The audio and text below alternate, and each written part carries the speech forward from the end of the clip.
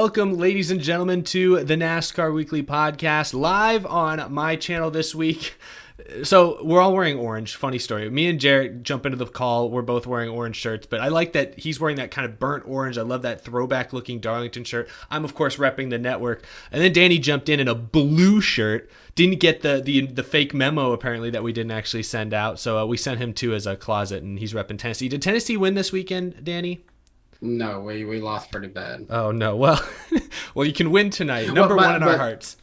The Vols lost, as we do. But the Titans won, and I was there, so that was cool. That's a bonus. You got to see a Titans win in person and a NASCAR race that definitely happened from start to finish that we'll talk about in a second. First off, thank you, Bastian Campbell, Lord Voldemort, and we had a fake Eric Estepp in the chat saying he was a real Eric Estepp, but thank you all for the super chats. Apparently, Lord Voldemort's going after Kevin Harvick now, so we're off to a fantastic start. You know it's the NASCAR Weekly Podcast. You may have noticed that Darian is not here. Not only is he not wearing an orange shirt, but he's actually not here tonight.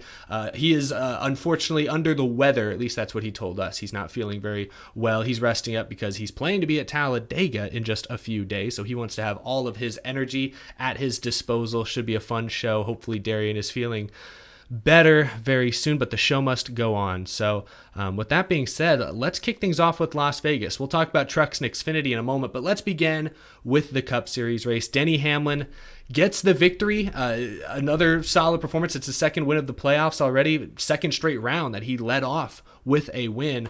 Danny, start us off.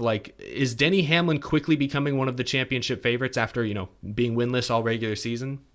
Absolutely. Before the playoffs begin, I put down on paper my predictions for this year's playoffs, and Denny Hamlin is and still is who I have winning the championship this year because they've been great all year. Nothing's been wrong with them. They just didn't win until now that we're here in the playoffs. Now they're getting the wins when it matters. This is the most un-Denny Hamlin-like season we've ever seen. Usually he gets all the wins there in a regular year and doesn't know how to do it in the playoffs, but now I think this is the most confident I've seen Denny Hamlin, and oddly enough, it's after some drama, so we won't get into that too much. But Denny Hamlin looks poised that this could finally be his championship season. What do you guys think?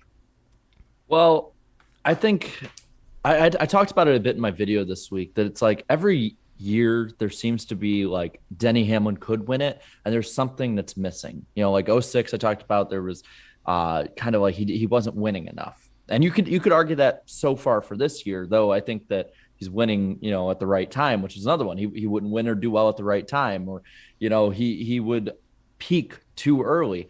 But it kind of seems like this year, him and JGR are kind of peaking at the right time, I would say. They're getting faster into the playoffs, whereas yes, Hendrick was very fast this past weekend, but if you look at the playoffs overall so far, I mean, the JGR has probably been the fastest team for the most part. And then you have Kyle Larson up there. And you look at the tracks he has coming up, Talladega. I argue that Denny Hamlin is a top 5 super speedway racer ever. So he's going to probably be in contention this weekend, barring any disaster. He does well at Kansas. He runs relatively well at Texas. He's incredibly good at Martinsville and Phoenix. So he is, I think he is as poised right now as he's ever been. It's just a matter of if the team hits the setup for Phoenix. I think that they should be making it to the Final Four at the very least. No, they've certainly been they've been consistent all year, like Danny said, but they've turned it up now. And like you said, Jarrett, the final few races kind of line up pretty well for them. So I think Denny Hamlin's absolutely a championship contender at this point. But I'm with you, Jared. I think what this weekend told me is that Joe Gibbs Racing, to me, has caught Hendrick Motorsports. They don't have any weaknesses at the very least. All year long, I think, look at Truex's success, especially the 750 tracks. It's okay, that seems to be where Joe Gibbs Racing has had the edge, and then Kyle Larson and Hendrick have been dominant pretty much everywhere else. But now, I know that Hendrick Motorsports cars kind of shot themselves in the foot with a questionable pit strategy in stage 2, but even then, it was, Joe Gibbs Racing, I think, had 2 or 3 cars finishing in the top 5 this weekend. So when it's all said and done, the JGR cars seem to have caught up at the style of track that maybe was their weakness all regular season long. So I want to talk about that for a moment now, because Hendrick Motorsports, Kyle Larson was up there running up front. He started, I think, on pole, led some laps early on, hung around. Chase Elliott finished a close second, so he rebounded nicely. William Byron showed a lot of great speed, and your boy Alex Bowman was even in contention until his, was it a flat tire or a broken valve stem or something on the final pit stop? I think a broken valve stem or tire rod, one of the two.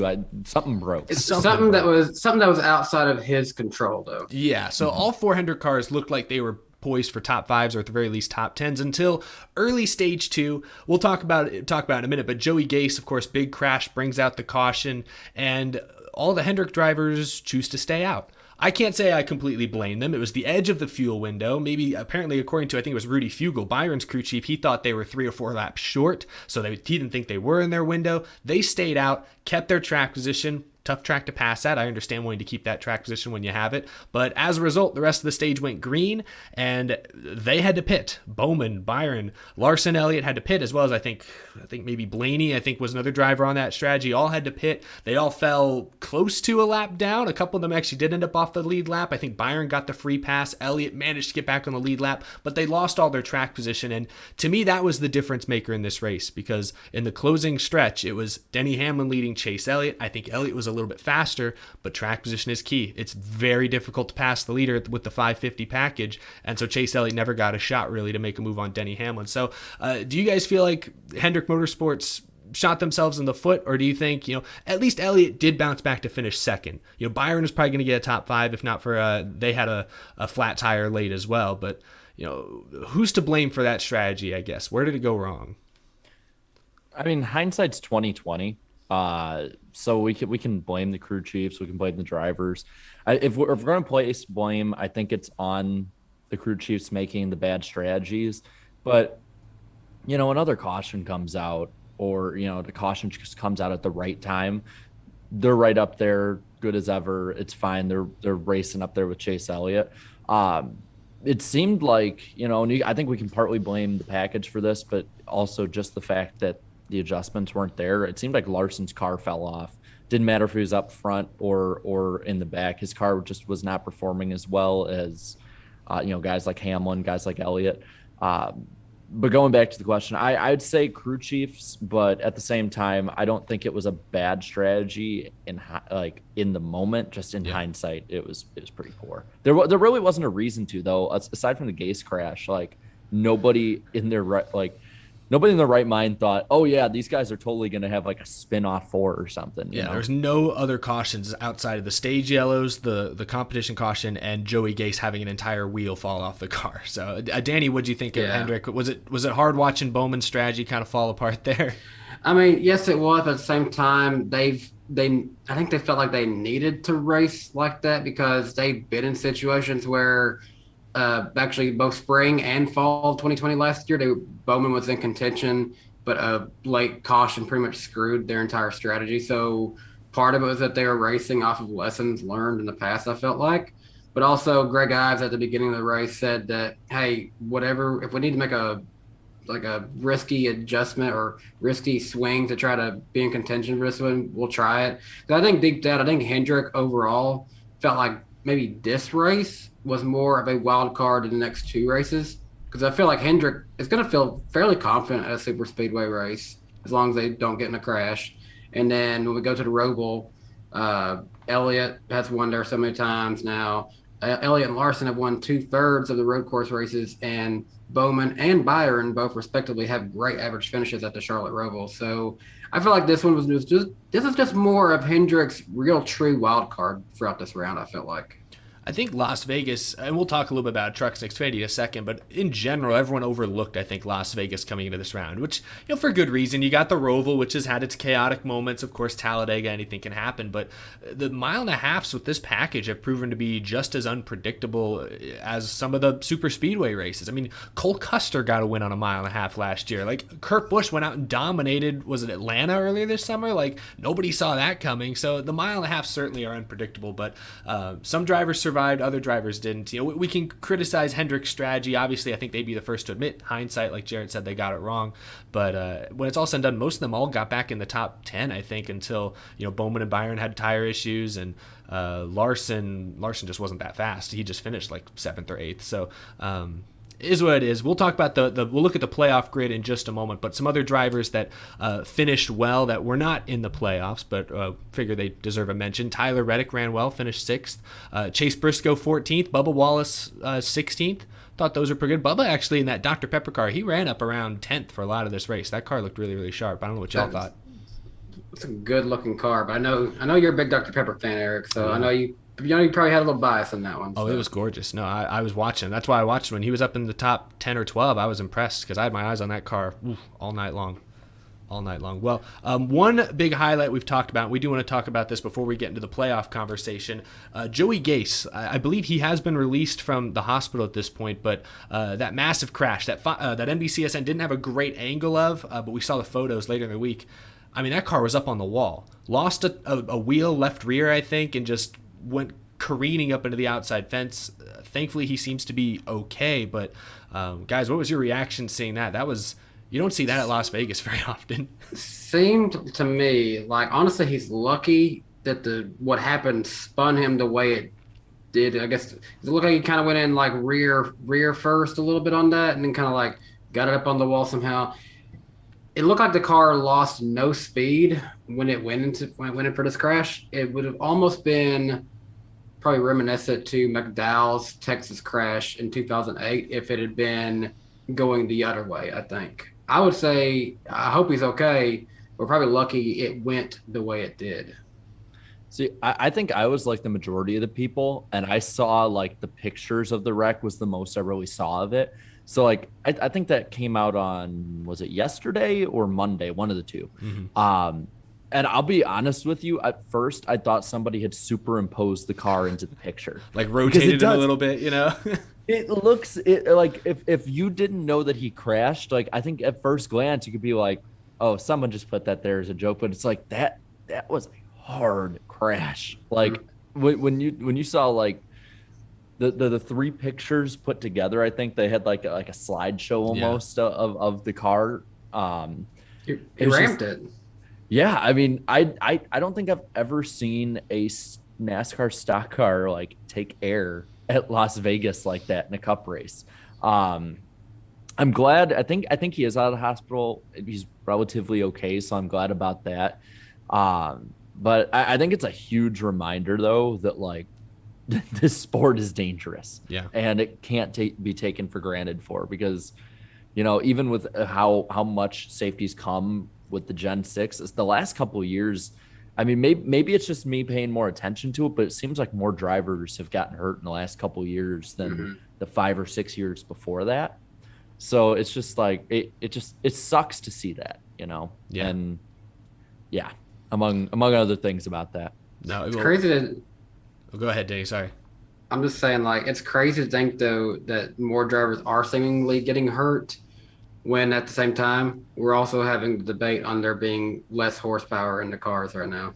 Yeah, that is interesting. But we've seen also, I don't know what it is, because you're right, the cars are slower, but maybe they're closer together, so you're seeing bigger wrecks. I have no idea, but we've seen some gnarly crashes. Jarrett's right. I mean, you go back to like 2017 Almirola's crash at Kansas. That was obviously high horsepower, but we've seen like last year the Xfinity, was it last year? Yeah, the Xfinity series. Remember Anthony Alfredo on his doors going up? Was that was that Kansas, I believe? That was Kansas. That was Kansas is crazy. Completely upside down. Ryan Preece last year in a Cup car, again 550 horsepower, but that was also Kansas. Remember the also way he Kansas. hit the wall? Yeah, but maybe it's just Kansas and apparently Las Vegas. Tracks that have like yellow walls. Doesn't Kansas, or it used to have like a yellow wall, didn't it? I think it has blue. It has blue walls, I think. Oh, now it has Kentucky had green. Yeah, they had the SpongeBob walls. Yeah, Kansas had some yellow. I don't think it was all the way around. Yellow walls are dangerous, I guess. It's like a target. It's like bees are attracted to it or something. I have no idea. And you have a yellow wall behind you, Eric. I know, and we're all wearing bright colors. I see people in the chat keep mentioning our orange outfits. There really was no reason for it. I guess you could say it's like first week of fall, right? Are we in fall technically? Yeah. We kind of look at these are sort of fall colors. You even have orange leaves on your orange bumper. Yeah, actually, yeah.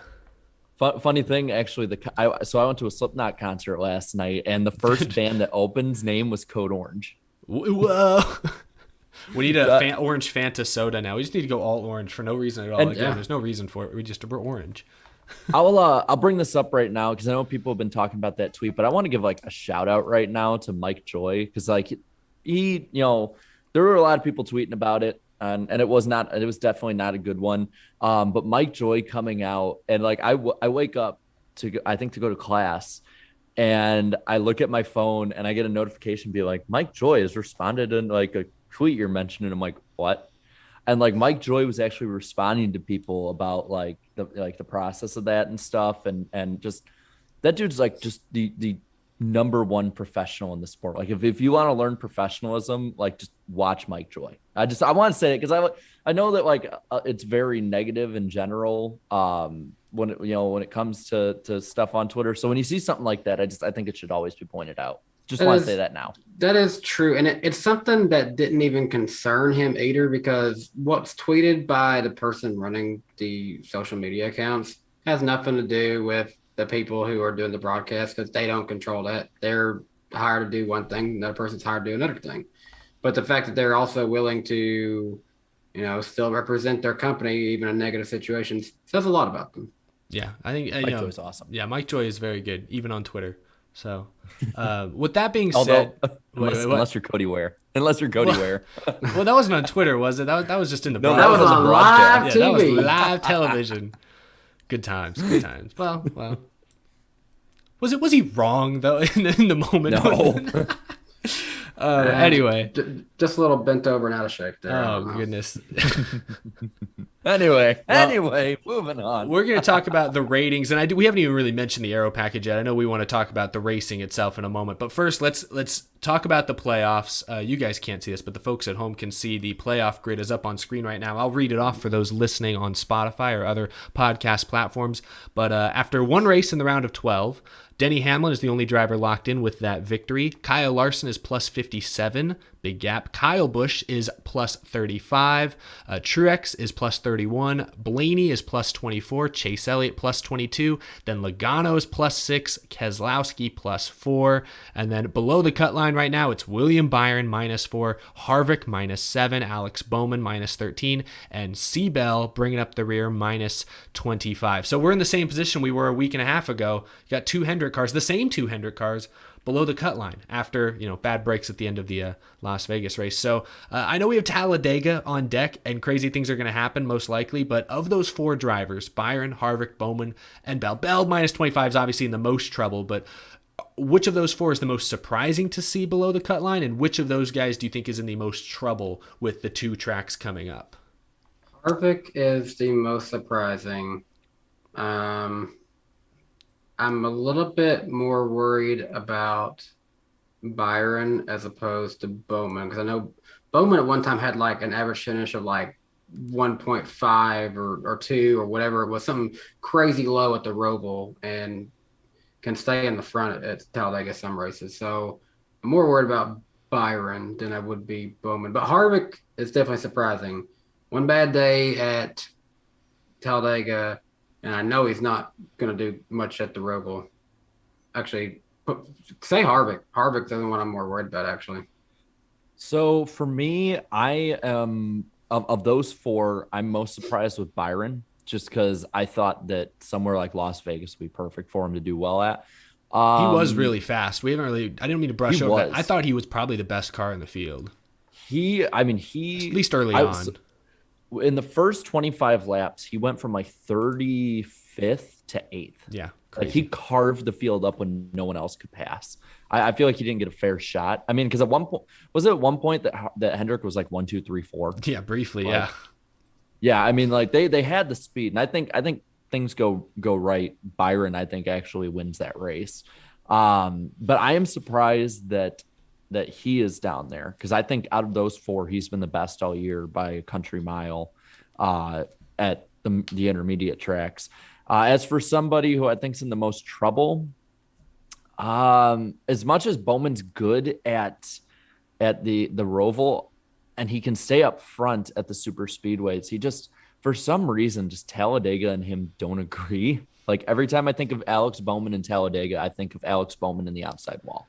And I think Yeah. Bell is a good enough. I think Bell is good enough to stay up front at the super speedways that he can probably make up a lot of points.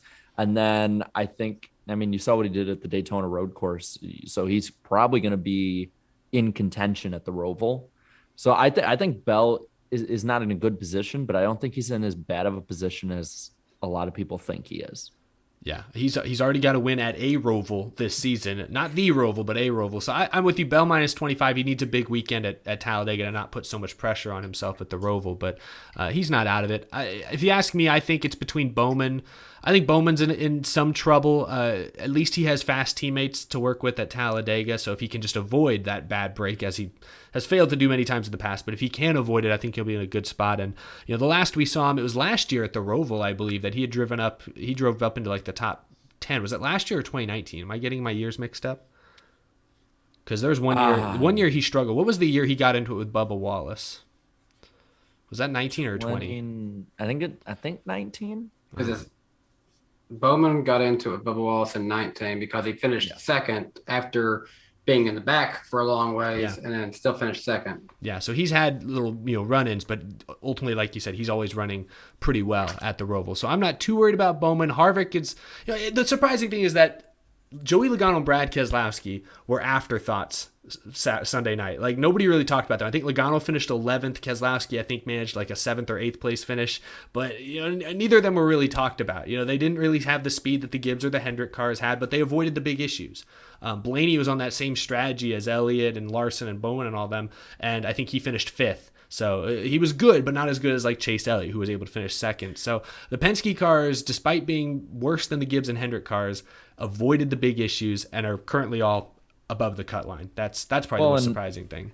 And Logano finished 5th, I think, in the second stage, and Keselowski finished 6th. I have a few notes here. So up front, especially in stage 2. I will say, we talked about him a little bit earlier. I was surprised how well Reddick did. He was like the only guy up there with them. But all 3 Penske cars finished either 5th or 6th in one of the stages. So they got they got a good amount of stage points compared to some of the others. Whereas you compare, like, I'm looking through here, Bowman didn't get any, Bell didn't get any. Well, Bell had problems early, so I don't think I can really blame him there. Harvick finished 8th in both of them, so he did okay. I think that's why he's maintaining. I find it interesting looking at these, like the amount of playoff points a lot of these guys got. Yeah. I'm surprised. I thought Chase Elliott got more, but he only got 5 stage points. Because all the Hendrick cars whiffed on points in stage 2 because of that strategy. That was the big loss. That was as big a loss as anything, was losing out on points in stage 2.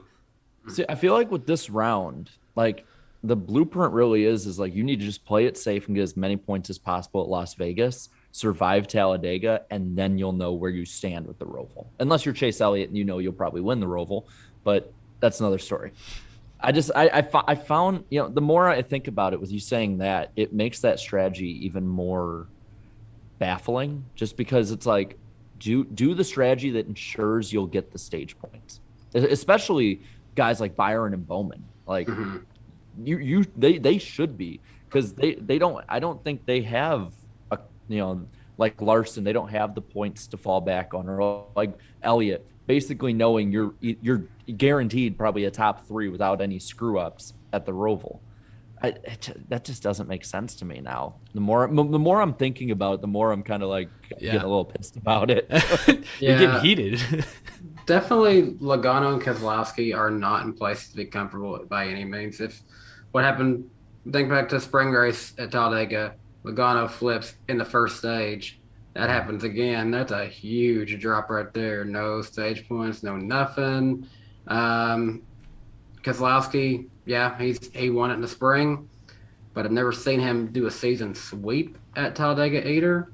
And his Roval stats is that he has an average finish of 18th, whereas Alex Bowman has an average finish of 4.67 at the Roval. Yeah, it's tricky for Penske when your best track in this round is the super speedway. Like that's risky. You're playing with fire there. Now, Logano has a decent average finish at the Roval, actually. He might do fair. He actually finished 2nd here last year.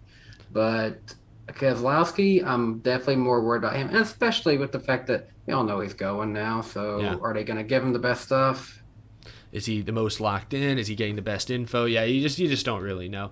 We'll talk about the ratings in a second, but I want to have this conversation first because it kind of plays off what you were saying, Jared, about Hendrick's strategy. I think one, it was a miscalculation. I think it was just an honest. They didn't think there was a chance. They were afraid to try and stretch fuel that far. And two, they were afraid to give up that track position because track position was the story of the night. William Byron was probably the only car we saw carve through the field. Everyone else, it was very difficult to pass in traffic. Typical 550 horsepower, high downforce type stuff. But before we look at what fans thought of the race, because we have the poll coming up and we have ratings and everything. What did you guys just think of the racing? We only have two more 550 races left, at least with this car. We still don't know exactly what the next gen's going to look like. But I mean, I was there in person, so I feel like my perspective's a little jaded. So I want to hear from y'all first who watched it on TV. Wait, jaded? Like, well, jaded, or well, no, I guess jaded in a positive way. You're right. Yeah, it's Okay. what's the word for that? Yeah, it's artificial. Like, to me, the race looked better probably than it did for most people on TV. So Well, I guess you could say the same thing when me and Jarrett was at Michigan. We thought the race was good, and from the stand, but everyone else was saying it was horrible on TV. a So lot of people said Michigan. People seem to like Michigan, even on TV. I think most of there was definitely people that hated it. I was in that more camp, but there are still a lot of people that liked it. But you saw no positive. You would be hard pressed to find someone say positive things about this race. And I just, I haven't looked at the numbers that Steve O'Donnell and them are looking at. How many lead changes there were, how many passes for position, like for 23rd place there were. I haven't seen those numbers, but the eyeball test, it was not what they were going for. It wasn't even as entertaining. What didn't even look like the same track that we raced at back in like March, when I thought it was a fairly decent race, even though Kyle Larson, of course, was Kyle Larson at the end of it. So, like, Vegas has been, in my opinion, like this probably the second best track with this package behind Homestead. mhm. And I kept my thoughts to myself for the most part because I was getting a little upset by how bored I was getting. It was a fast race. It was like the race time wise was a relatively fast race, Yeah. I think, compared to others, Over and no time. it felt so much longer. Like it felt so damn long to watch on the broadcast, and I think like the first two stages were okay, but that's because you had the stage cautions to keep everything relatively close for the most part. And then you had the competition yellow and the Gase caution. So like that stuff kind of kept everything together. So it was, there was some stuff that kept me entertained. But when we got into the long run, there really wasn't, aside from like the Hendrick stuff and Blaney and like one or two others, there really wasn't that much strategy that kept me invested. There really wasn't that much passing because of the package that kept me invested. And after the streak of races we had of like how good the races were, even Richmond wasn't that bad. I was in person, so I might amplify that a little bit the same way you were talking about Vegas. Bias is the way the chat would. That's the word I was looking for. Yeah. I was biased in a positive way. I'll be real. This is in my bottom 2 or 3 races of the year by a long shot. It wasn't as bad as like Kansas last year that I was at, but it was close. It was really close. And if NASCAR is looking to make like 550 and do something like this package again for the next gen, this needs to be their like wake up call. Like something needs to change, because yes, in the right conditions with the right cautions falling, there can be good races. I'm not going to be a 750 truther here who's just saying that every race that's a 550 race is awful. There's some good ones, but this wasn't it. We're seeing a lot more, races with this package that are not as good. Like it's not like it's getting better. The more they figure it out, I think the more the racing is going to get, worse and worse in general, just because once they get the stuff figured out, some cars are going to be more dominant, whatever. This race, I feel like, is kind of like a culmination. And if we have 2 races of the last 4 that are like this, like, NASCAR is going to have some explaining to do going into the off season of having anything remotely similar to this with the next gen's 550 package. I'd be lying if I said that I wasn't on TikTok for the last little bit of that race. Just glancing up every now and again at the screen just to make sure nothing had happened. Didn't miss anything. Well, I will read the super chats at the top of the hour as usual, but I did, GN kind of summarized my thoughts nicely a second ago. He said, I don't actively wish for spins or crashes, but when the drivers aren't on edge and only spin due to mechanical failures, like a tire falling off, something is wrong. And I think that's the thing. I tweeted at some point during the race that, the only car we saw even remotely sideways all race long was Joey Gase, who had 3 tires on the car. So that to me is the biggest frustration. Like, I understand people love Daytona and Talladega, and the cars are planted in the corners there. But there the racing is at least close enough, and it's a big, bad, fast track, and the thrill is in the close quarters racing. You're constantly inches from the wall and from other cars. When you're kind of by yourself at a place like Las Vegas, and you're planted in the corner to where there's no chance of you spinning out on your own, the thrill is just gone. Then if the racing isn't constantly on top of each other, 3 and 4 wide restarts and stuff, then it's going to turn people off. At least like what I loved about Darlington a few weeks ago, sure, it got strung out from time to time, but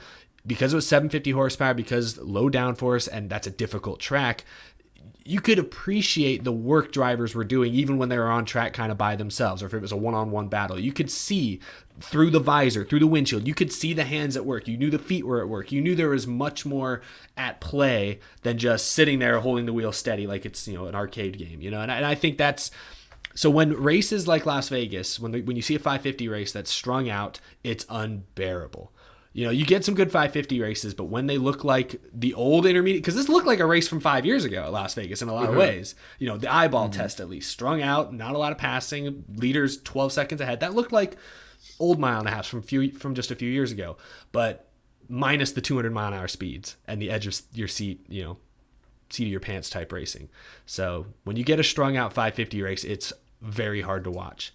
So this was an example of 550 gone wrong. I know on our poll that we'll look at in a second, it got pretty negative scores. I think Jeff Gluck's poll went from the most positive score ever with Bristol to one of the most negative scores ever. Not quite the most negative with Las Vegas. So that's quite the swing indeed. But let's talk about TV ratings for a moment, because that is one positive. NASCAR continues to be on a roll with TV ratings the last few weeks. This is the 6th straight week now with a year-to-year increase in viewership.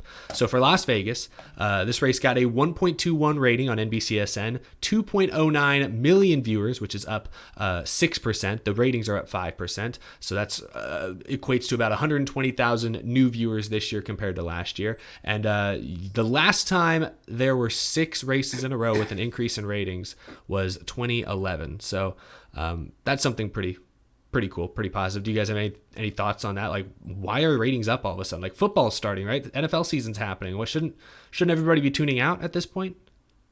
Well, I can't say why it's up in general over these last few weeks, but I have a feeling Las Vegas was probably aided from the drama between Chase Elliott and Kevin Harvick at Bristol. Just people wanting to see, hey, will they get into anything? Will they have another run in, and so forth and so forth? I think that's part of it, and I think another part of it too is motorsports overall. I think I think this is in part due to F1 sort of getting more popular here, has kind of and Drive to Survive.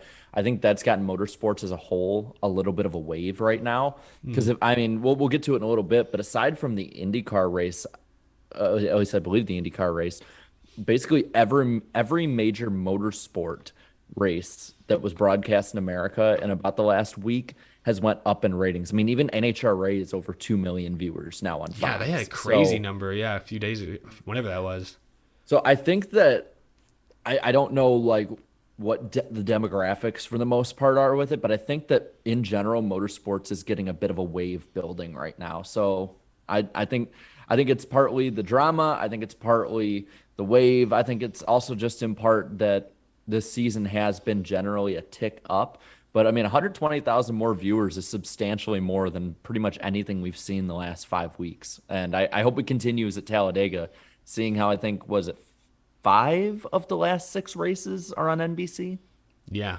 I think Kansas is the only one on cable, which good. I mean, I'm glad, if not Kansas, Texas, but either one is fine, I guess. Pretty positive stuff. Well, I'm going to turn things over to you here, Jarrett, so you can, we don't have Darian here, so I'll take over his role. The famous Iceberg poll is up next. We don't have like a fancy like intro or anything, but take it away, Jarrett. What did our fans, what did our viewers at home think of the South Point 400? All right. I asked them that. We didn't get a record, but we got pretty substantial amount. Almost 14,000 of you voted. 6% of you said this is a great race. I saw a few that 6% in the chat that were a little upset with us. Denny Delivers rounded up his gang and got them all to vote yes. Vote great. 19% voted good. Now this one surprised me from the negativity I saw about it. 49% voted average. And then 16 said below average and 10% said bad. I see Eric's in that 16%. Yeah, as y'all can see, I voted below average. I was between below and average. I was in there somewhere. I voted average because I just felt like, hey, at this point, it's kind of what we expect mile and a half tracks to be like. So this is one that doesn't happen very often, the same as the Jeff Gluck poll. It's one of the few times the net negativity is above the net positivity. We had 26% net negativity to 25% net positivity. Oh, man. So this is a bad race.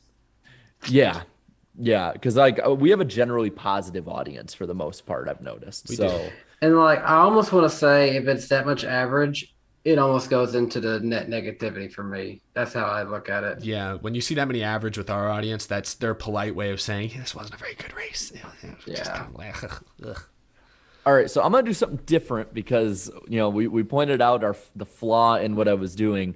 So I am gonna go through a few of the top comments, and then we'll do the first comment. And see if it's positive. We'll see how that. It's probably just gonna be first, or it's just something lame like "Hi, Jarrett," like that. I mean, maybe. So Wyatt O'Quinn, number 5.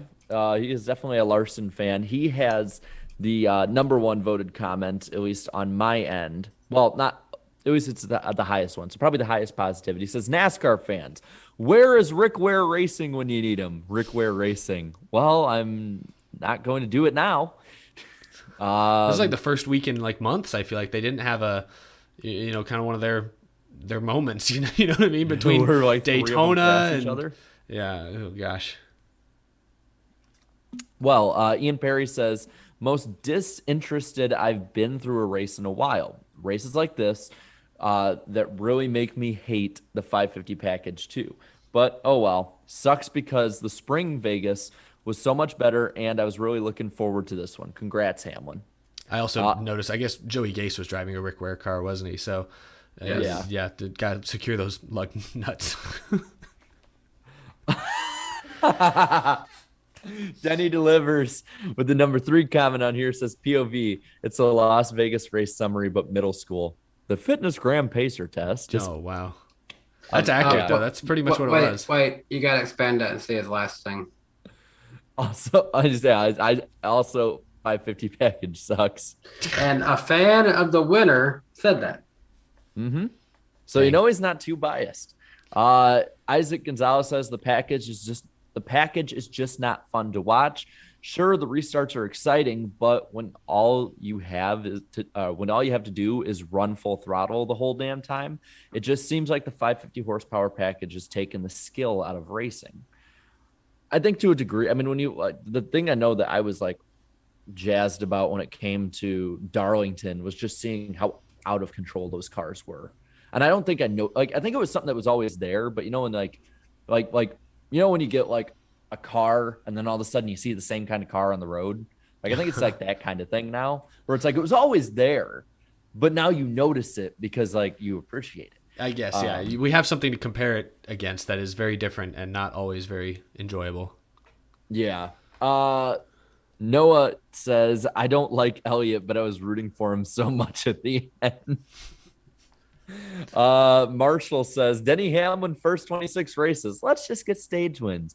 Denny Hamlin the last 4 races. Let's crush the playoff field. Let's get one more. Well, actually 2 more here. Jake Baskinger says, the people who said average, you must have had a phenomenal nap.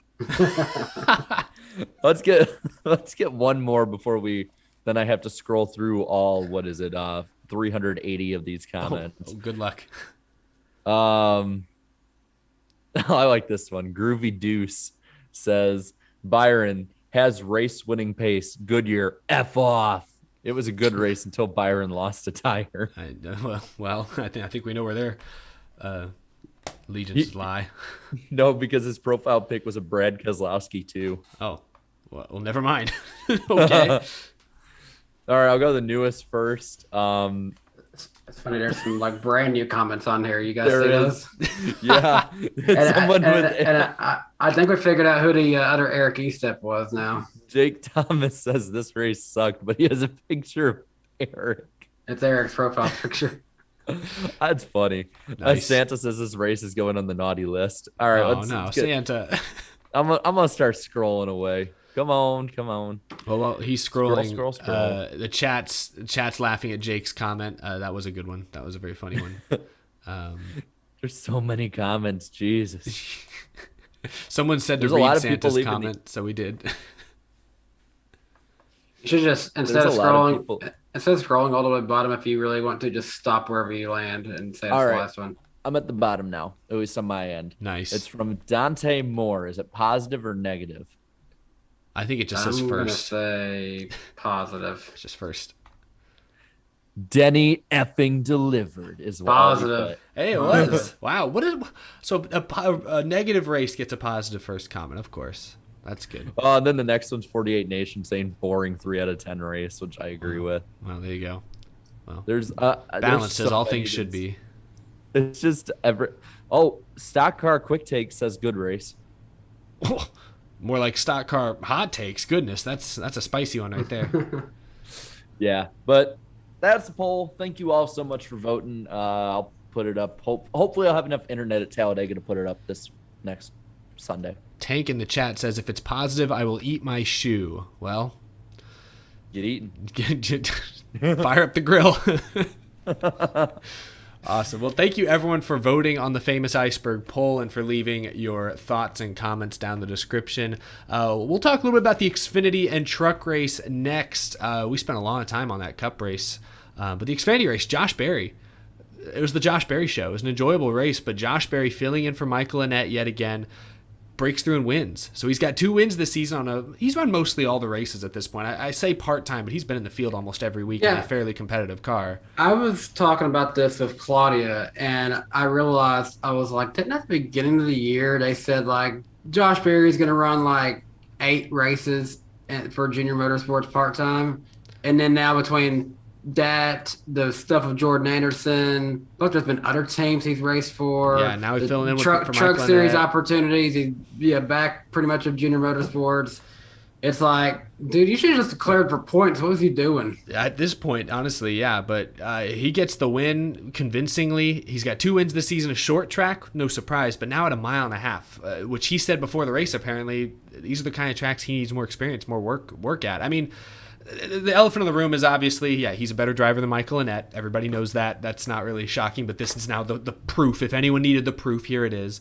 But he steals a win away from playoff drivers is another way to look at it. But we wrote down a few shout-outs we want to give. Bailey Curry finished 13th. I thought that was impressive. Tommy Joe in the top 15 finished 14th. And Ryan Vargas, me and Darian in the infield, we were really hyped for Ryan Vargas. He ran inside the top 20 most of the night in JD Motorsports equipment, finished 19th. So shout-out to a friend of the podcast, Ryan Vargas. But Jarrett, what'd you make of Josh Berry pulling off the win? Kind of an upset, I think we can say.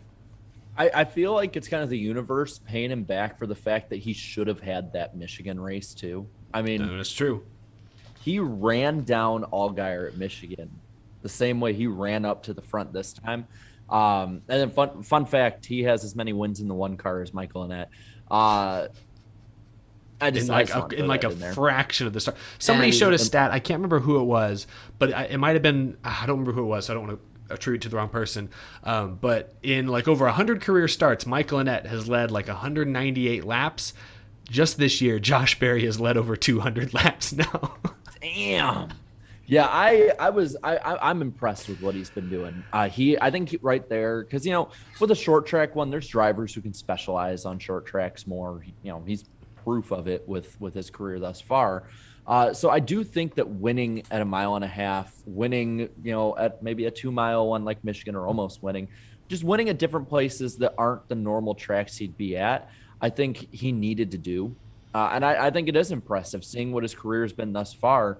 And he basically just comes up and is basically like an older version of Ty Gibbs, coming up and just doing well everywhere he goes.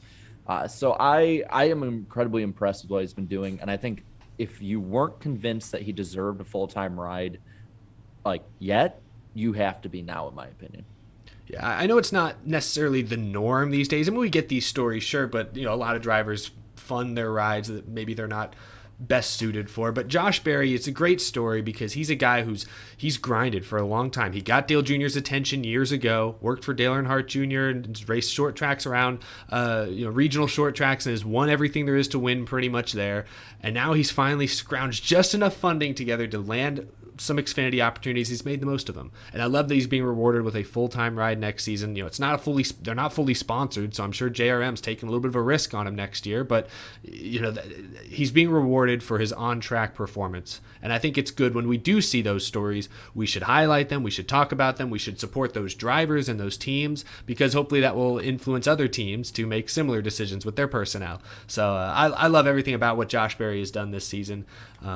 I do hope Michael Annett comes back. I'd like to see him race again this season. I hope his injury, he's able to make a full recovery from it. But in the meantime, Josh Berry is making that one car look very, very stout. So congrats to Josh Berry.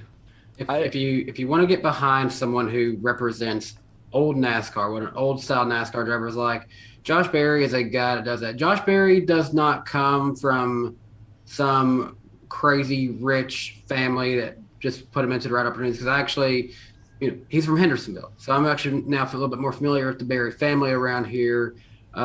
His dad is actually, he owns a little, it's like a fishing line company, I think. I think it's called K9 Fishing Line or something like that. And then has a few other like smaller businesses. But so, he's doing pretty well for himself, but he's not like some crazy, not to throw him under a bus like this, but not connected to some huge Pilot, Flying J corporate, gas station chain. I hate to do it, but he's done a great job with what he's given. The family's obviously made whatever sacrifices they can to help him get to where he's at now, and obviously he's doing a lot of great things on his own. I'm happy to see someone from my home area like succeeding, obviously, and I'd love, honestly, all signs seem to point that Michael Annett may not even be cleared medically to race again at this point. We don't know. And what I would love to see is that a Tennessee brand and Pilot Flying J may want to step up and go for Tennessee driver, and maybe Michael Annett stays on as like a driver's coach, because he is a veteran at this point. And I know Noah Gragson has talked highly of Michael Annett for being able to keep, kind of coach him a little bit. I know obviously he was there kind of sort of in the middle of that whole incident at Darlington last year with Harrison Burton and Noah Gragson. So Michael Annett's someone I don't want to see just, it might not be best to drive, but I don't want to see him just disappear from NASCAR. And I would like to see Pilot keep their funding there to maybe help a Tennessee guy. Really quick, going back to stuff with Berry, I want to ask, were the fans really cheering for him at the track? Or did he have a lot of support from the fans that were there? Because I noticed at Michigan, Justin Allgaier has been voted the most popular driver of Xfinity, and they were all cheering against Allgaier for Berry. So I kind of want to know if it was the same in Vegas. For perspective, think back to when we were at Nashville and how loud they were cheering for him there. It wasn't that loud. Now I was over on pit road during I didn't hear driver intros. I didn't hear who got what cheers during driver intros, so I couldn't tell you how many cheers he got then. But after the race, when he won, crowd seemed pretty into it. I mean, I didn't. There's definitely no boos, and I thought most everybody seemed pretty pumped about it. He's definitely got his fan base. I don't know if it's as big out west as it is out in the southeast, but it exists. It's there. Okay, I was curious about that. Yeah. No, I always think it's interesting listening to what drivers get, what kind of cheers or boos. It's kind of sad these days. You go to a cup race at least, and like half of the top drivers, if not more, get loud boos. You know, Busch, Logano, Keselowski, still Harvick does now. Who am I forget? Hamlin gets some boos. Like even Elliott gets some boos. I'm like, man, these are supposed to be the stars, and you get more boos than cheers for half of them. It's kind of sad.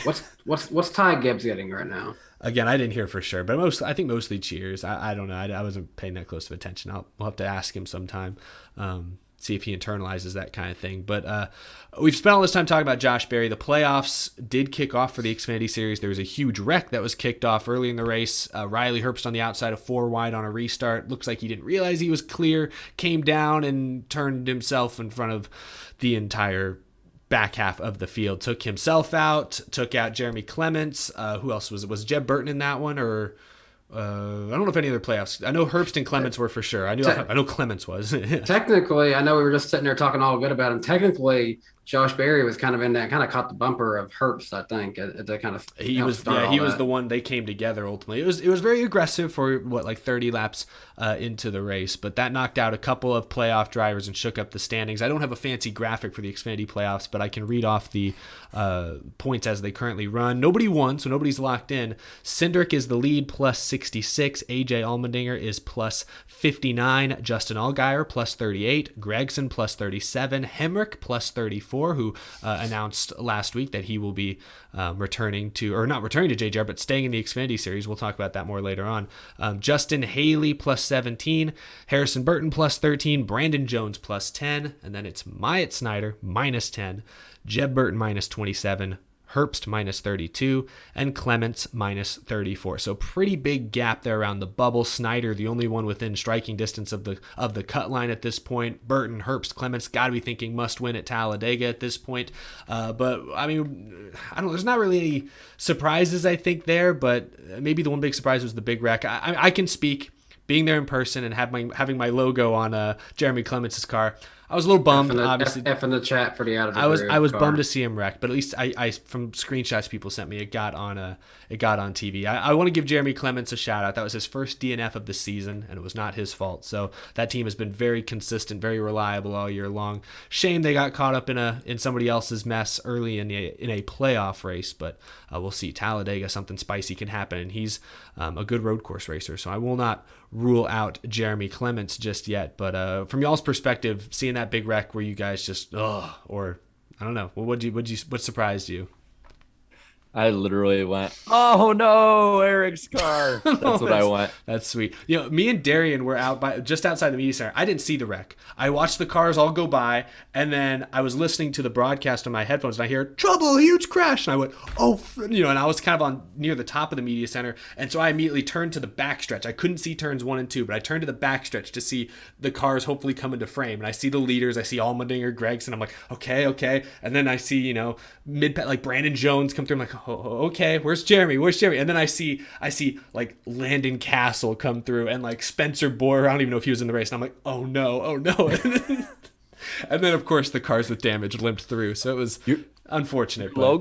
Your logo did show up really well. Yeah, you got some TV time. Yeah, that was the silver line. I mean, the fun for me was the build up before the race, getting to talk to Jeremy on the grid beforehand, see the logo and all that, and all the buzz people create on social media, which I really do appreciate. Everyone who sent messages to me or retweeted, liked all the posts, like that was what really made it valuable to me. The wreck was unfortunate, but it is. I also just realized I may have low key jinxed you by saying, do you know if you're going to get any sheet metal from that car? And you said, no, if there's sheet metal, it means it's wrecked. Well, I also jinxed myself. Literally, as the engines were being fired, I ran into Brock Beard, last car, and we were talking for a minute, and he was like, oh, yeah, it's really exciting, blah, blah. And I said, yeah, I mean, all I can hope for is that you're not writing an article about him after this race. That's literally what I said to him. And Jeremy finished 39th out of 40 cars. So very close. Very close.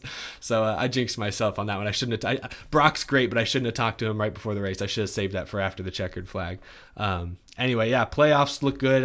Ratings, 830,000 viewers tuned in. I don't have the exact number. Jarrett, do you know the exact number? But apparently that is up from last year. That's the reports we saw, but I don't see if there was like how up it is. They didn't give an exact number. I couldn't find one. Yeah. But I know they said it was like somewhat substantially up. So one second, I'm gonna mute myself and make sure that my internet's all good. Oh, okay. It's been pretty good on All right. mine. Well, on that note, Xfinity race. Congrats to Josh Berry. Playoffs are officially kicked off. We'll talk trucks for a minute as well because there's a storyline there as well. Christian Eckes breaks through to get his first career Camping World Truck Series win. Feels like it's been a long time coming. And a great day for Force World. Didn't they get a 1, 2, 3, 4 finish? They did, and we brushed over that because JRM was 1, 2, 3 as well. So the first 2 races full of sweeps. Big for Thorsport. Yeah.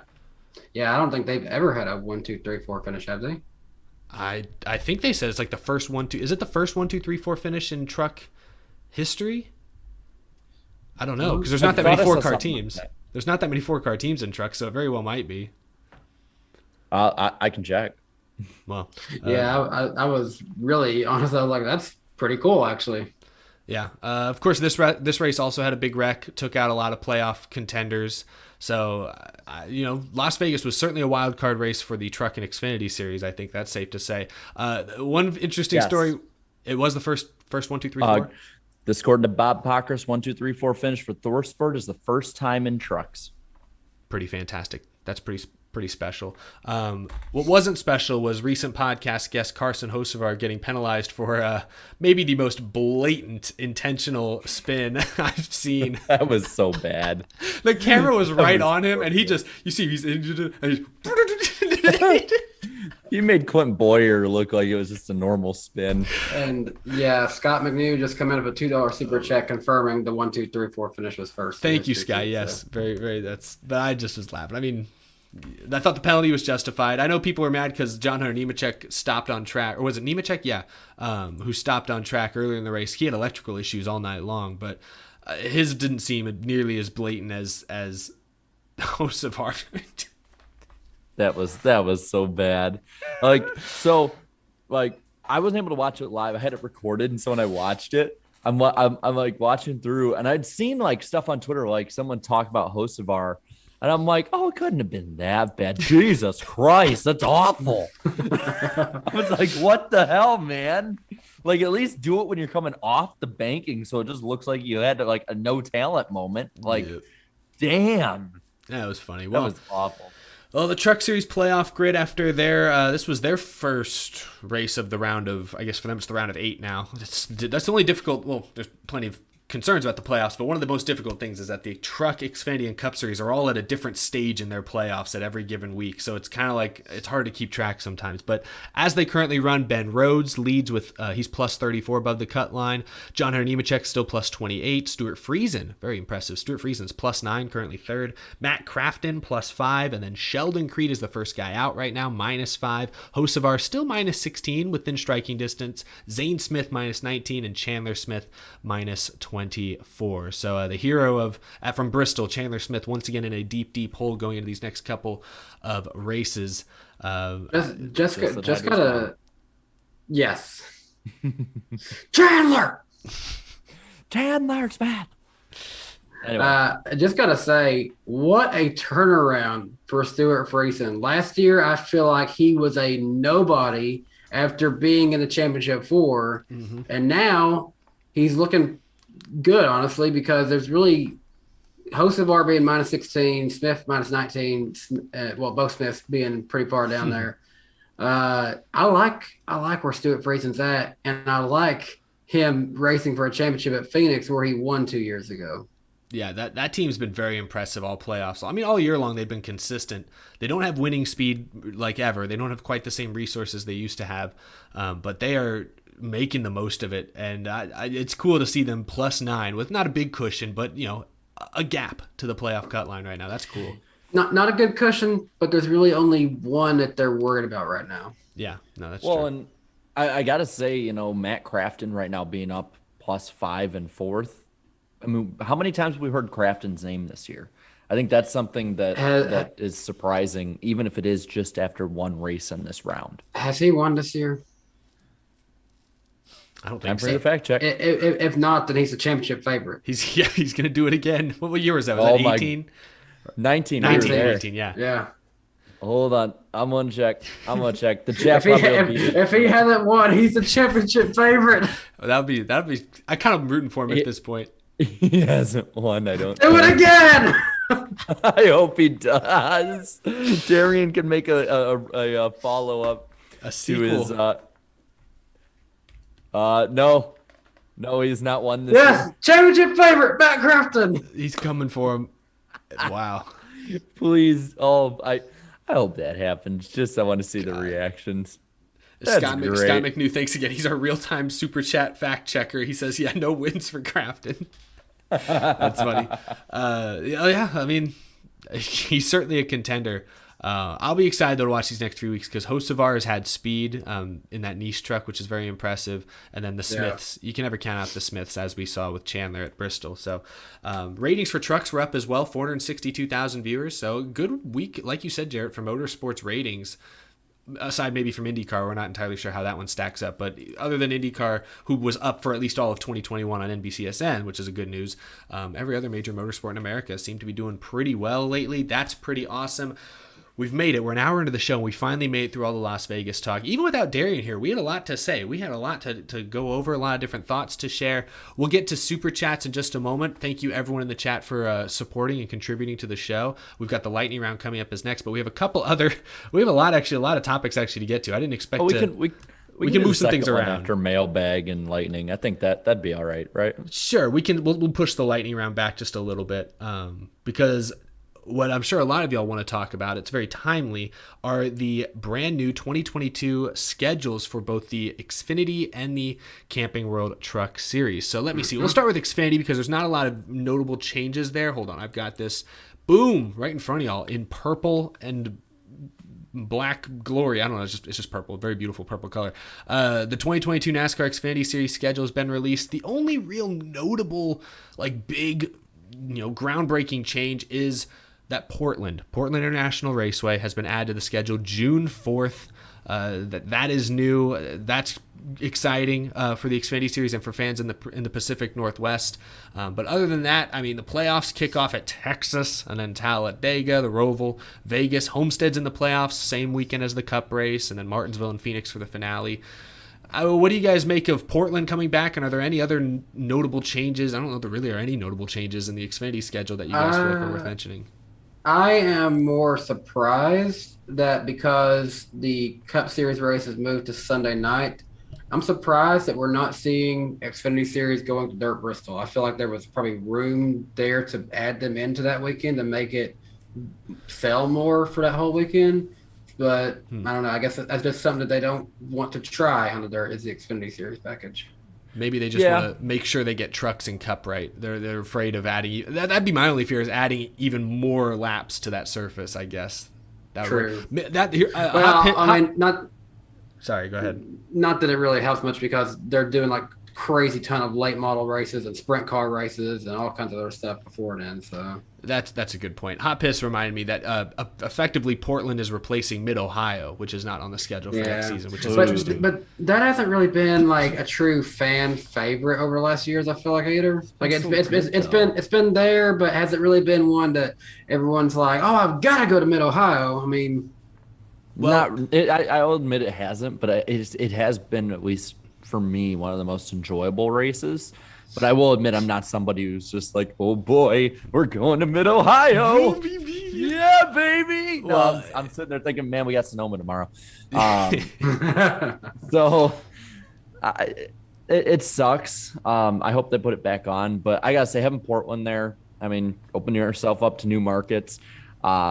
Because it's I didn't realize the track is right on the border of Oregon and Washington. I didn't realize it was that freaking far north in the Northwest.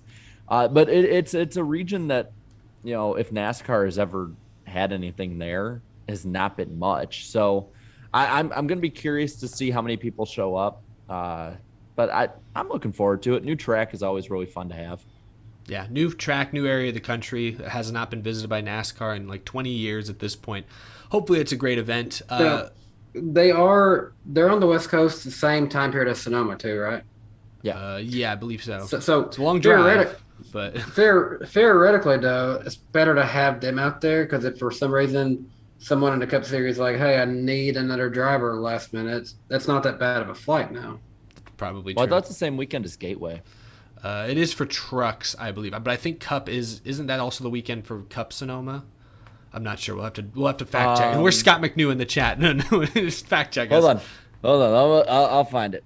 Well, I'll pull up the truck schedule because that has more notable changes to discuss than the Xfinity schedule. They do have Mid-Ohio on their schedule, so Mid-Ohio is not gone. It's just changing hands, I guess, moving from the Xfinity to the Truck Series schedule. But notable changes. June 5th Cup is at Gateway. Oh, that's the Gateway. So both are Gateway. Yeah, Sonoma is the week after Xfinity's in Portland. Interesting. All right, well, close. Almost lines up. Yes, and Scott with the super chat. Yes, same weekend as Gateway. Thank you, Scott. Scott's coming in clutch tonight, man. That makes me laugh. All right, sorry. The Truck Series schedule is pulled up on the screen right now. Big notable change.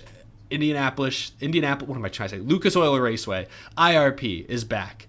Jarrett, you guys can't see Jarrett, but he is fist pumping. He's very excited. Hold on, I don't have the screen. Jarrett, keep doing it. Keep showing excitement. Yeah, there it is. There he is. Yeah, I'm happy, man. I'm happy. I knew you'd be very happy. IRP is back. That is the weekend of that is the playoff opener, actually, July 29th. So even better, they're kicking off the playoffs with IRP. That's exciting stuff. Other notable changes: Sonoma's been added to the schedule. Mid-Ohio's been added. Pocono, of course, is the last race before the regular season. That'll be interesting. I think. I don't know. Maybe not. It'll be something. It is.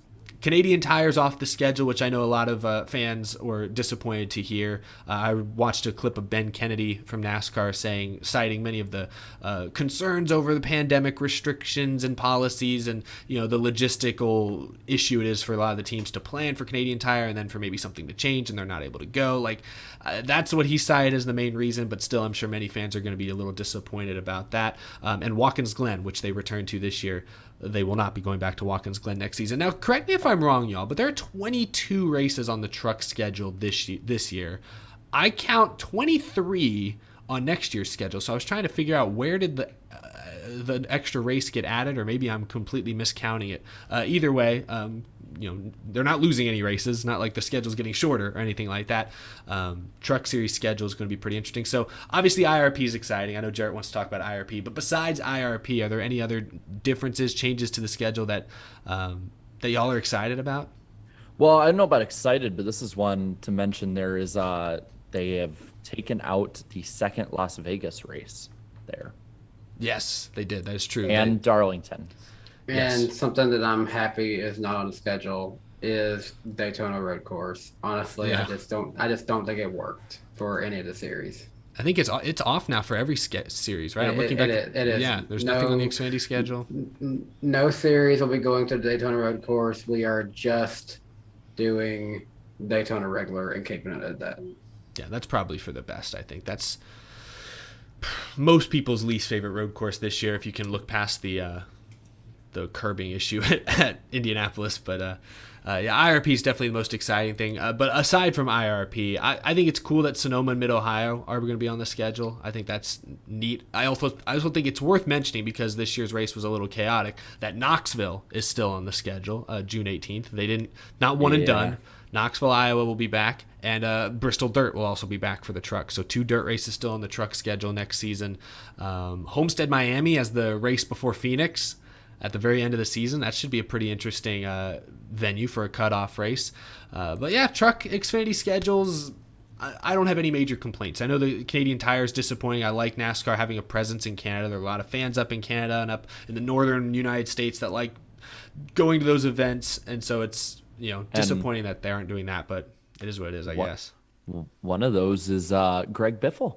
Yeah, we saw Biffle was excited about Portland. It sounds like he's curious, maybe testing the water, seeing if there's an Xfinity ride available. And he likes coming and doing the trucks every now and again. So bring on the Biff. Yeah, I still love that he just showed up to at Texas a couple years ago and just won. That's hilarious to me. That's so great. Maybe he can do the same in an Xfinity car next year. Who knows? It's his home track, he says. That'd be fun. It'd be a storyline. But I see a lot of people in the chat have been very excited about IRP when they were celebrating right alongside you, Jarrett. I saw some flexing emojis as well. So everyone was very excited about IRP. But next up, what I'm excited about is the mailbag question. We love getting questions directly into our email inbox from fans of the show. And this week's is a pretty good one. This comes from Andrew, and Andrew asks, Hello, gentlemen. Very formal. What is the greatest rain-shortened race in NASCAR history, and what is the worst rain-shortened race in NASCAR history? And again, that comes from Andrew. I don't know about the best, but I know my answer for the worst rain-shortened race, and it's like my least favorite race ever. This is just me. 2012 Auto Club 400. They didn't make it all 400. Oh, is that yours too? Yep. Oh, I didn't know many people Nothing knew about happened. it. It was so Nothing boring. happened. And Tony Stewart won, and I didn't like Tony Stewart. My boy Matt Kenseth ran like 18th all day, so I was bummed about that at one of his best tracks. So I just had a bad time. I was almost thankful that it got cut short by rain because I couldn't keep watching that thing. It was tragic. It's like the most entertaining part of that race was when Jeff Gordon, I think it was having like engine issues, and you didn't know whether or not he was going to blow an engine before they stopped and lose a bunch of spots. That was it. It was like the only thing. Nothing happened. Like a few people pitted right before it was going to rain, so like I guess that's something that kind of shuffled it up. Because I remember like Junior ran like 5th or 6th, and he ended up finishing 3rd because I think like Kyle Busch and Denny Hamlin pitted. What was it? Did Stewart win? Did you say? Yeah, he won that race. Okay. I don't remember how. He led for a while. That's all I know. It was so damn boring. I have not gone back and rewatched it. I'm scared to. It was that. I went back to try and like use a clip for a video, and like it's online. Your eyes melted. Dude, it's in like 140p. It's like even the quality to get it online is awful. And after how good 2011 was, it was such a letdown. Yeah, that's what it really was. I think I've got mine for the worst one, and it's actually a combination of both races that weekend. 2009 Charlotte. David Rudiman won a 340-mile Coke 600 because of rain, where it felt like nothing even really remotely happened either. And then also Mike Bliss won a rain-shortened nationwide race the day or 2 days before. That was a rough weekend. I like the winners because it's cool to see them get the win, but the fact that whole weekend was shortened and the longest race of the year. That's what makes it so disappointing. Barely went half the distance. Yeah, that I can understand that one. I remember that being disappointing. As a Junior fan, I was like, "Thank God it's over." I think he ran like 41st all day. I was like, "Don't have to suffer." I literally it started raining. I'm like, "Can we please end it now, please?" Wait! I want to change. The worst rain short race ever was a 2009 Daytona 500. Awful winter, terrible day. I was about to say I don't have a great answer for best. I was trying to think, but I was going to say 2009 Daytona because of the winner. Yeah. Hey, it was pretty bad for me and Jarrett though, because the fact that the race ended weird and then we just got took out of it and some weird stuff happened. I would have said 2019 Summer Daytona, maybe because it was just goofy that Justin Haley won, but I love the package. Racing was action packed for the most part. That race was awesome. So I just remember that one I was bummed, not because I thought it was kind of screwy that Justin Haley got the win, but I was more bummed that we just didn't get to see a true finish because the racing was really good. Well, I remember we talked, I think, on this show about the team orders that all of the manufacturers were like, they were like hardcore in 2019, like Chevys, you will work with a Chevy or we will like pull all your money. And I remember like the first like 80% of the first stage, they did that. And I was pissed because I'm like, this is come on, you're wasting this. This is really good, but you're wasting it. And then like the last 3 laps of stage 1 on, I remember we had like this big chat. I think it was like back when I was still like in the core. Like we had like a big chat of a bunch of us. And like, I think like IDK and Jet were like, wow, this is amazing. I've never seen something like this. And like me and like Dale Reynolds and a few others were like, this is how it always used to be. Like I remember I put in our podcast chat, I'm like, oh my God, I feel like I'm watching a race from 2005. Like it was just, that race was so awesome. But I want to pick a different one because I don't want to talk about the same race the way we did about Auto Club.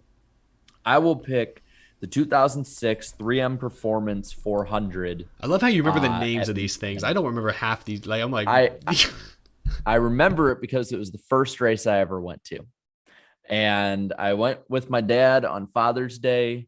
I remember Dale Jr. had his throwback to his grandfather, and then Casey Kane had the click car. Jeff Gordon was up front, and it was like a three-way fight the entire race. It was like Gordon and Kane were fighting for the lead, and Junior was always like right with them and doing, really well.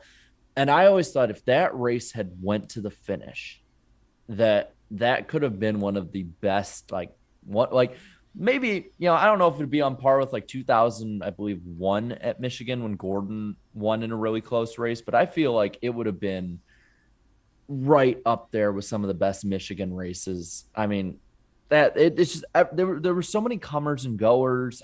I go back and rewatch that at least once a year because it's just such a good race, and I wish that it would have finished the last 71 laps of it.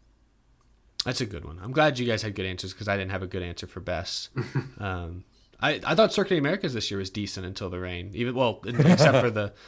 Except for the Truex wreck. That was just chaotic. That sucked to be in person. It was awesome, but it sucked. Like I just sat there getting drenched the whole damn weekend after getting sunburnt the day before. I do remember I wasn't bummed when they called it. I was like, yeah, probably for the best. Let's just get out of here. It's funny. I still remember y'all were there getting soaked, and I was out on the boat fishing and just great weather and just listening to the race on the radio. Yeah. I just remember Darian and I both.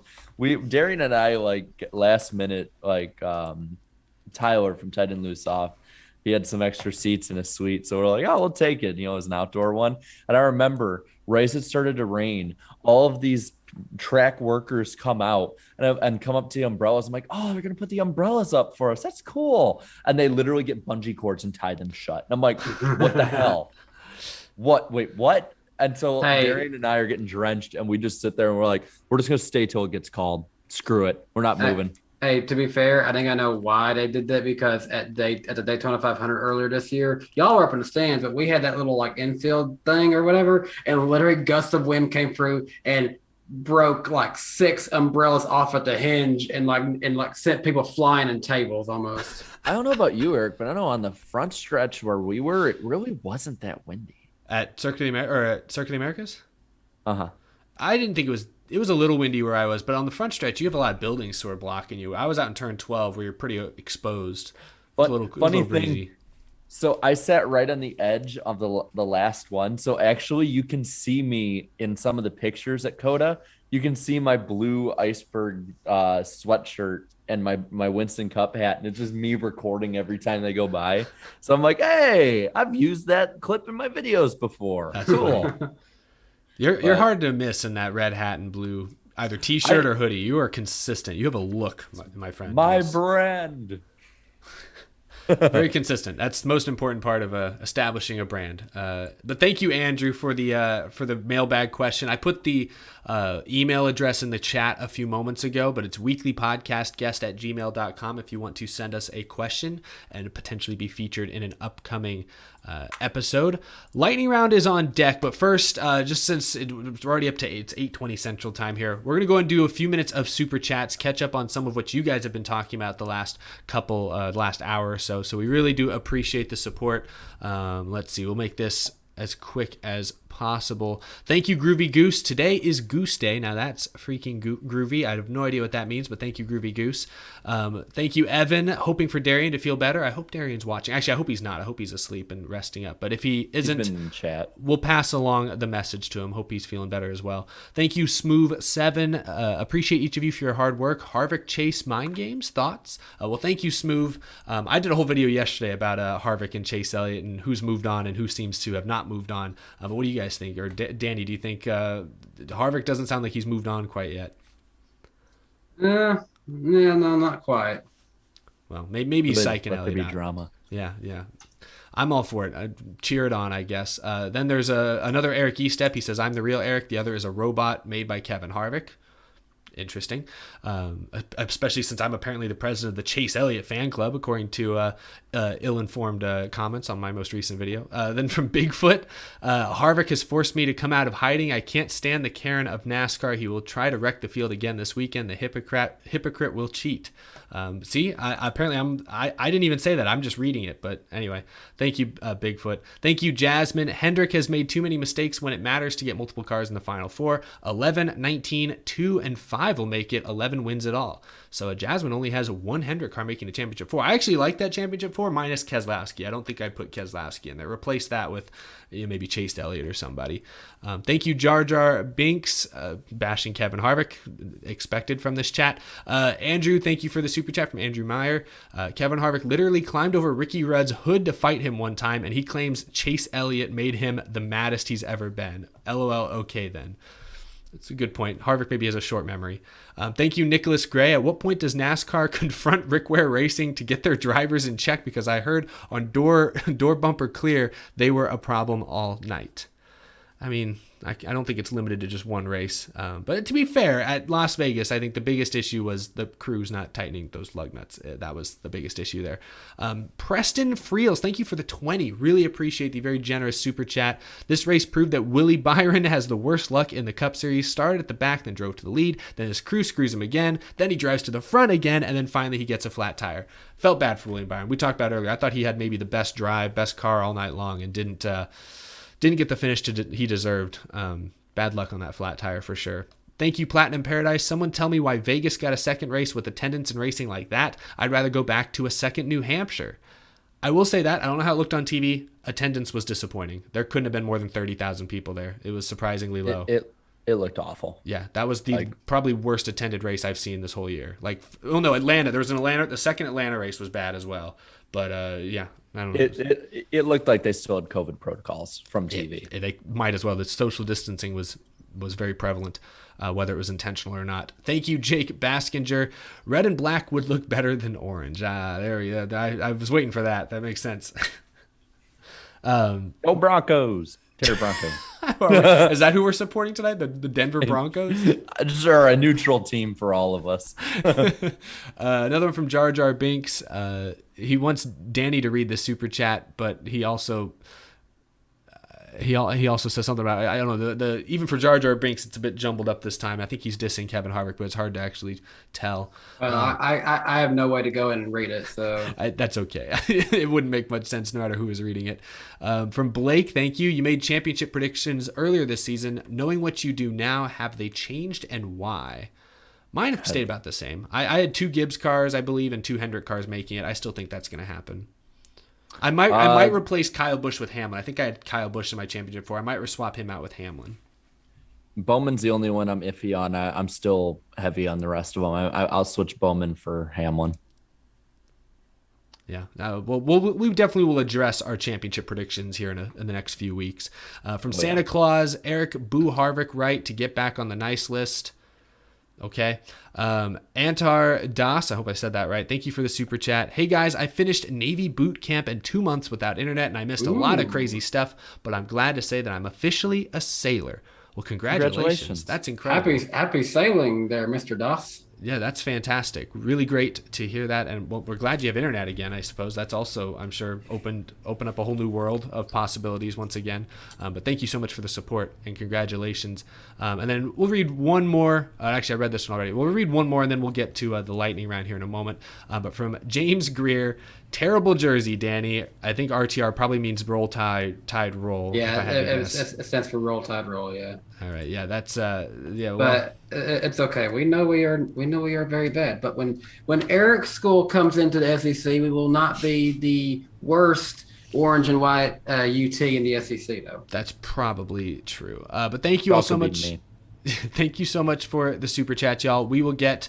I didn't get to as many as I thought I did. We'll get to the rest at the end of the show. We really do appreciate the support, but we have a lot more to get to tonight. I didn't expect this show to go this long, but we had a lot to say about Vegas. So before we get to the lightning round, this episode is brought to you by Lionel Racing, the official diecast of NASCAR. You can order the new 2021 diecast of your favorite driver now at lionelracing.com. We're at an authorized Lionel retailer, and be sure that you don't miss Lionel's NASCAR Authentics, their latest wave, at a Walmart or Target near you. I saw some pretty good looking cars at my local Walmart recently. So yeah, we all have some very modern cars today. A lot of times we have throwbacks, but today we've all brought some modern stuff to the table. Danny, that looks like a very new addition to the collection. What's that you got?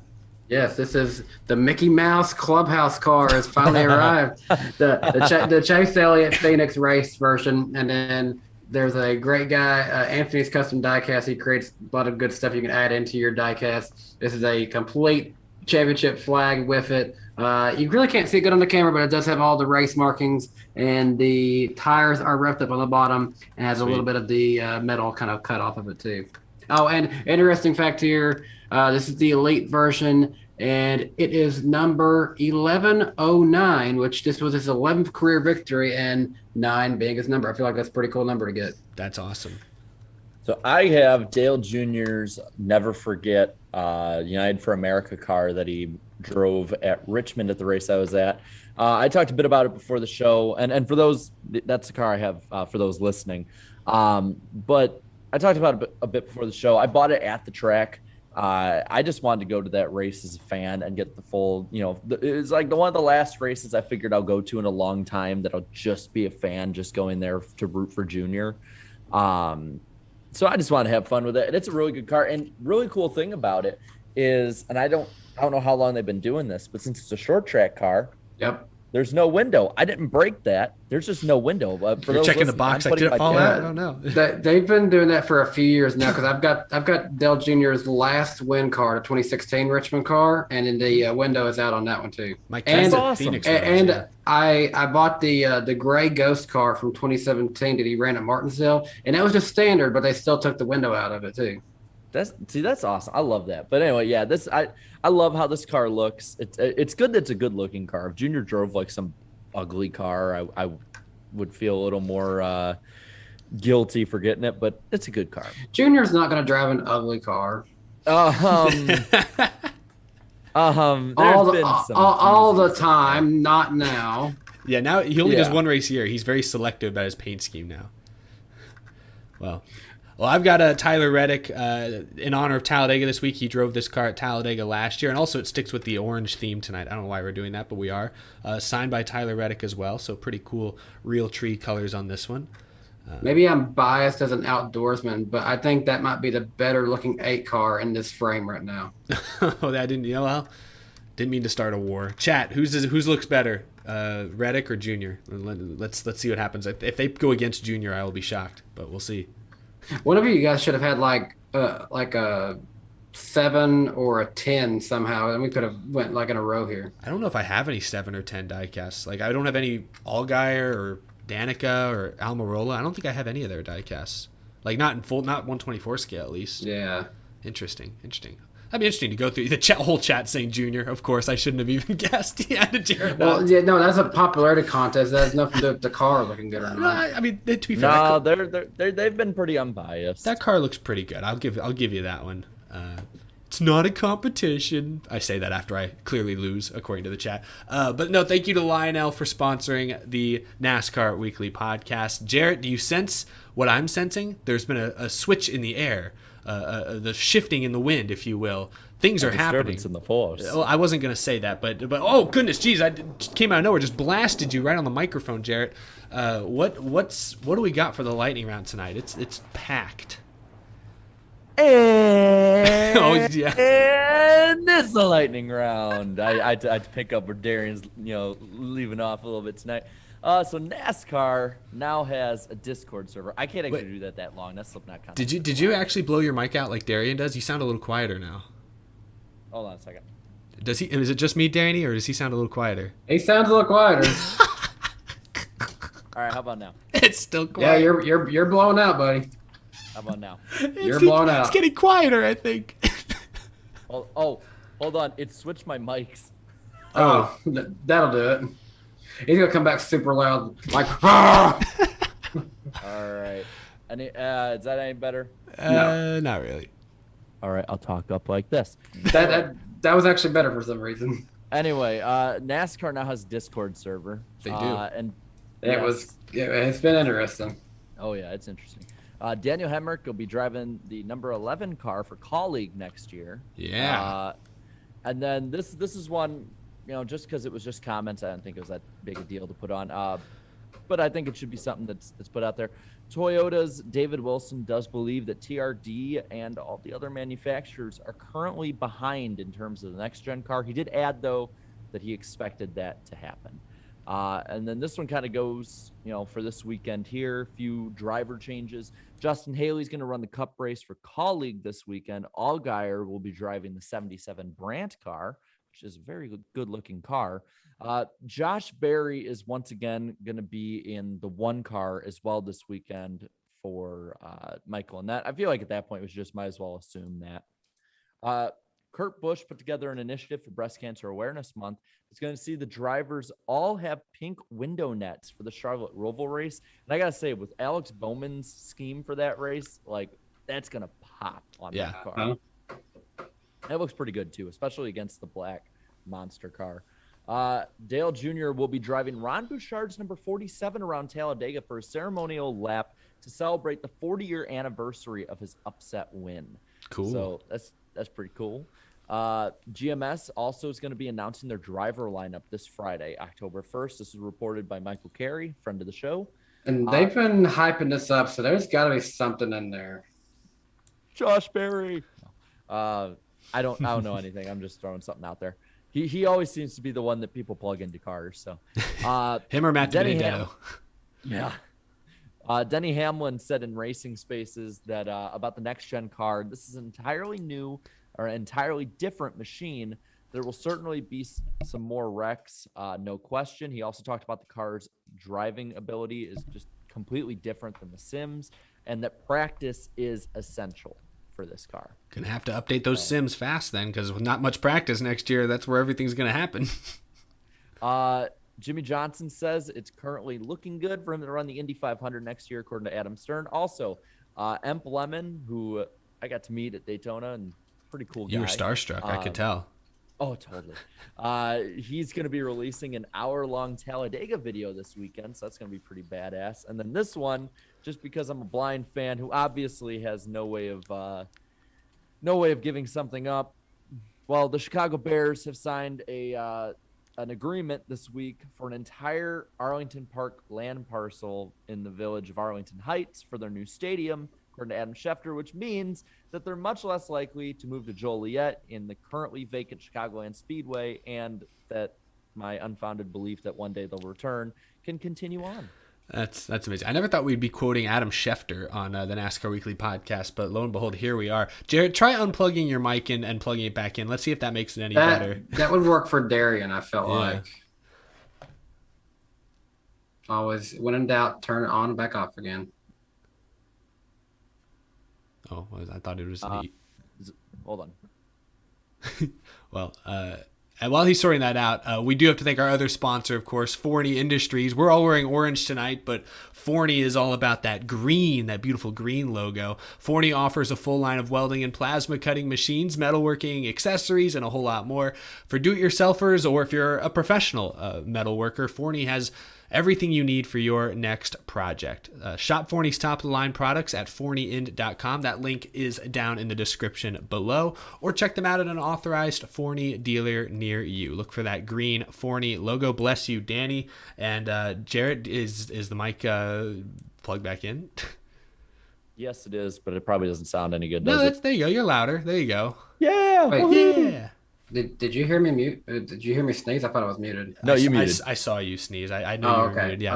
Okay. But yeah, next up, so thank you everyone for the support. We will get to the rest of the super chats at the very end of the show. Next up, we have one other small story I feel like we can talk about before we get into predictions, because that's really all we have left is Talladega. I mean, Las Vegas. Let's bury that race. It's kind of gone and forgotten. We'll talk about Talladega. But speaking of practice, we know that we don't know for sure, but it sounds like the Cup Series is going to get some form of practice back next season. But the Xfinity and possibly the Truck Series, it sounds like we'll get much less practice even than the Cup cars. From Door Bumper Clear this week. Oh, what, Danny? The series that needs it more is the one being hurt. Yeah, so according to Door Bumper Clear, at least they say, and they say a lot of things, and some of it turns out to be true, other times it fizzles away, but they said that it looks like practice will only be at 8 Xfinity races in 2022 out of, I think, 33, however many are on their schedule. 33 at least, if it's the same as this year. Something like that. I think. somewhere in that range. But only 8. That's basically what the Cup Series has gotten this year. They've had practice at about 8 races, basically all the new road courses, and I think Phoenix is going to have practice in a couple weeks. But I don't know. What do you guys make of that? Assuming it turns out to be true, which I can believe it, I think that's very likely. Is this, Danny already kind of said it, but Jared, do you think this is good or is this troubling? I don't like this just because I think there's, if not this year, because I think whatever they do next year is going to set the precedent. I think that if they do 8, that when we have a big driver turnover in the Xfinity series, which I think is coming pretty soon, because a lot of these drivers either are going to fizzle out or going to go to Cup or whatever, I think you're really going to see it affect the racing product a lot. I think you're going to see a lot of inexperienced drivers making way worse mistakes than they already would have made. And I just think overall, long term, I think I think having less practice, having less seat time for a lot of younger drivers in these lower series is going to hurt the series overall long term. And you're going to just see a lot more sloppy, bad, inexperienced racing because of this. Yeah, it'd be a continuation of what has already sort of been that trend, I think, a little bit. So I'm with you. More practice, the better. We've heard drivers like Haley Deegan's been open about it, and maybe she's using it as an excuse. Who knows? Because she has struggled some this year in trucks. But she said that practice would be really helpful, and I'm sure she's not the only one who thinks that teenage driver, early 20s driver in these lower series that's trying to make something happen. So you guys know what I think, and I think we all kind of agree on this. Like, one happy hour and qualifying. Like, can we just get that everywhere? Like, I understand we're still in a pandemic, but I think continuing to use the pandemic as an excuse for it, it's now looking like permanent budget cuts, which I understand some budget cuts have been necessary, but this is one of those elements of competition that you really hate to see go away. You'd like this to be kind of a last resort. So, not a huge fan of it. I said this like a couple weeks ago. I'd even be happy if we just didn't have a true qualifying session and we gave them an hour for practice and we just line up on practice speeds. I think I'd even be happier going that route at this point. Maybe, honestly, I could settle for that at most tracks. It's just like, are the teams really and NASCAR really at that much of dire straits right now that we need to cut every practice away? I get maybe like a few, like I guess a compromise, if you have to make one, I don't think there should be one, but I guess a compromise could be like, if you're going to a track for the second time, do you really need to practice there? Like, yes, I know it'll be a little different that time around, but you have notes already. I get that. Maybe if you want to do something like that, but like, what if, for instance, one or two of the races that they don't practice at is like, because I'm assuming this will be the same for trucks. What if like one of the ones that trucks don't practice at is like one of the dirt tracks, and all of a sudden you're like going back to Knoxville and they don't practice, and now you're having basically the same crap show you had last year. It's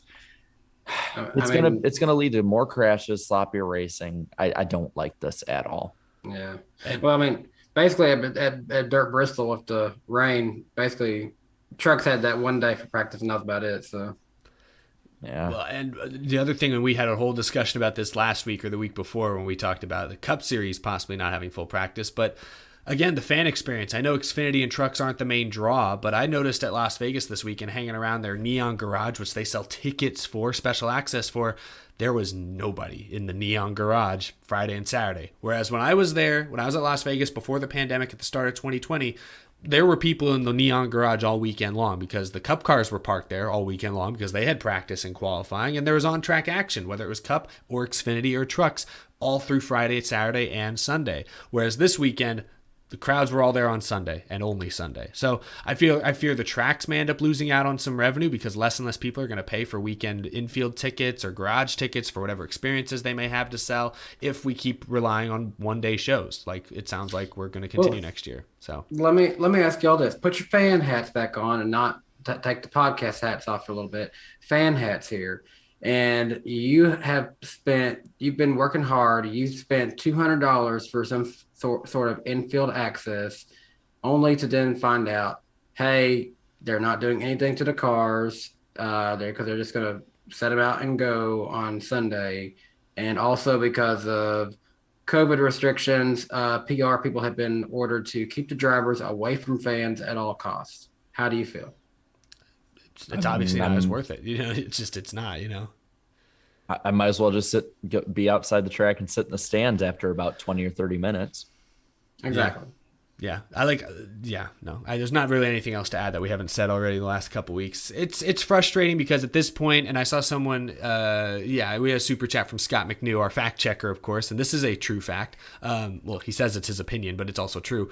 F1, IndyCar, and ARCA, if they're able to have practice and qualifying, then surely NASCAR can too. Just saying. And ARCA can have. They're blaming practice. COVID, but I don't think if they're really worried about COVID spreading during practice, they wouldn't have practice anywhere. They would have canceled all practices if you ask me. So to me, it's a budget thing. They don't want. I think Cup teams, if you can afford a $10 million charter, you can afford a day of practice.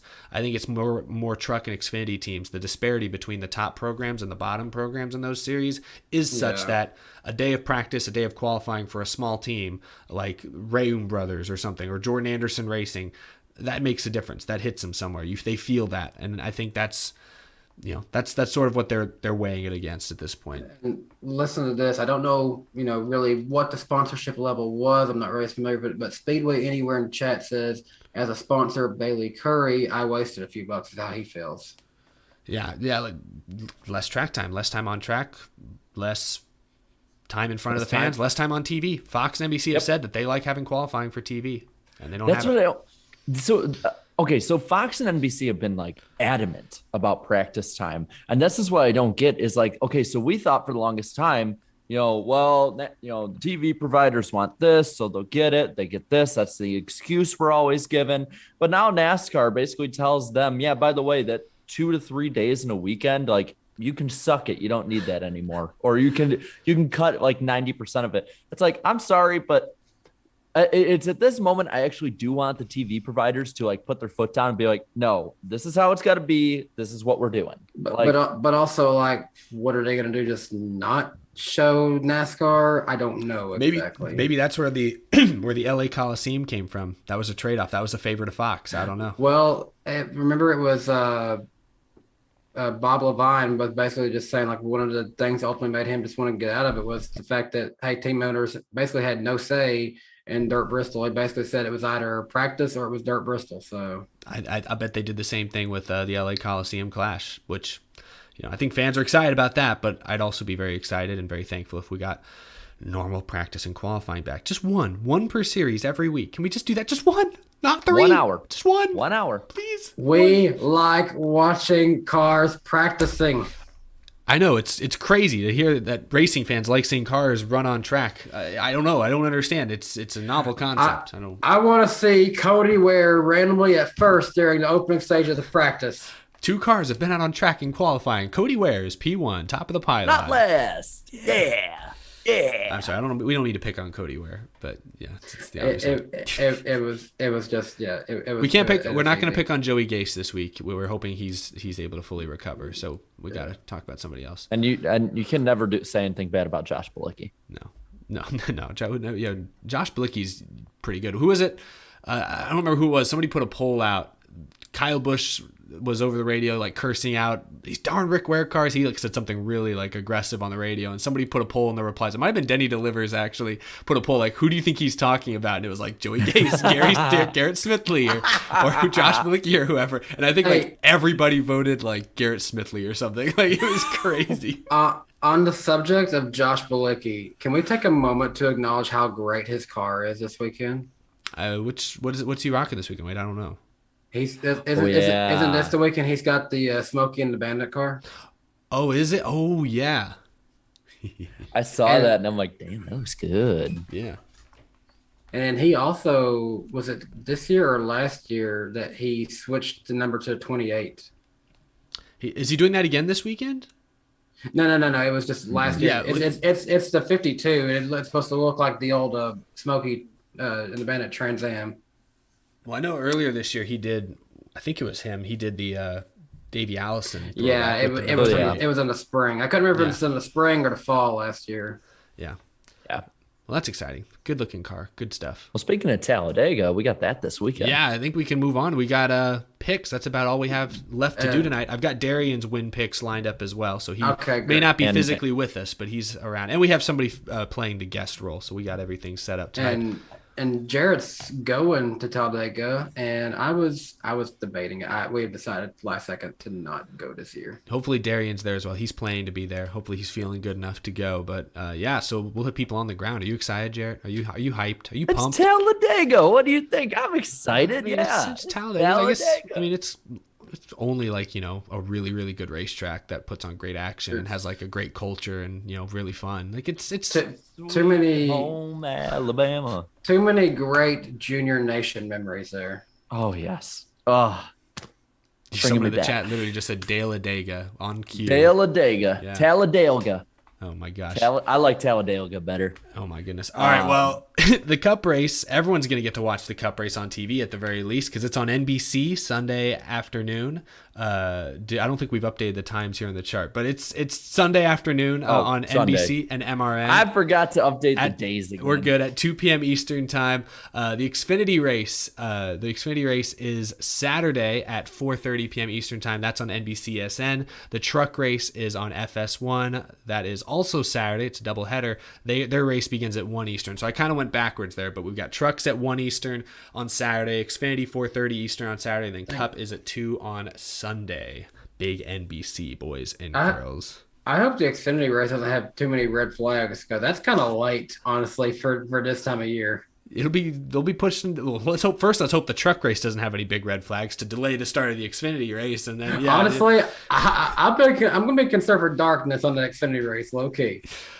Wouldn't be the first time we were racing against the dark this year, but weather looks pretty good. A 15% chance of rain on Saturday, so hopefully that's not a concern. 25% chance on Sunday. High both days is in the low to mid 80s, so should be decent weather for Alabama in late September, early October. I guess we're now going to officially be in October come race time, so good stuff. We don't have Darian's betting odds this week because Darian obviously is not here, so we don't have him to blow out the microphone. But he'll be random number converter. We'll do that. Honestly, that's best bet at Talladega, quite honestly.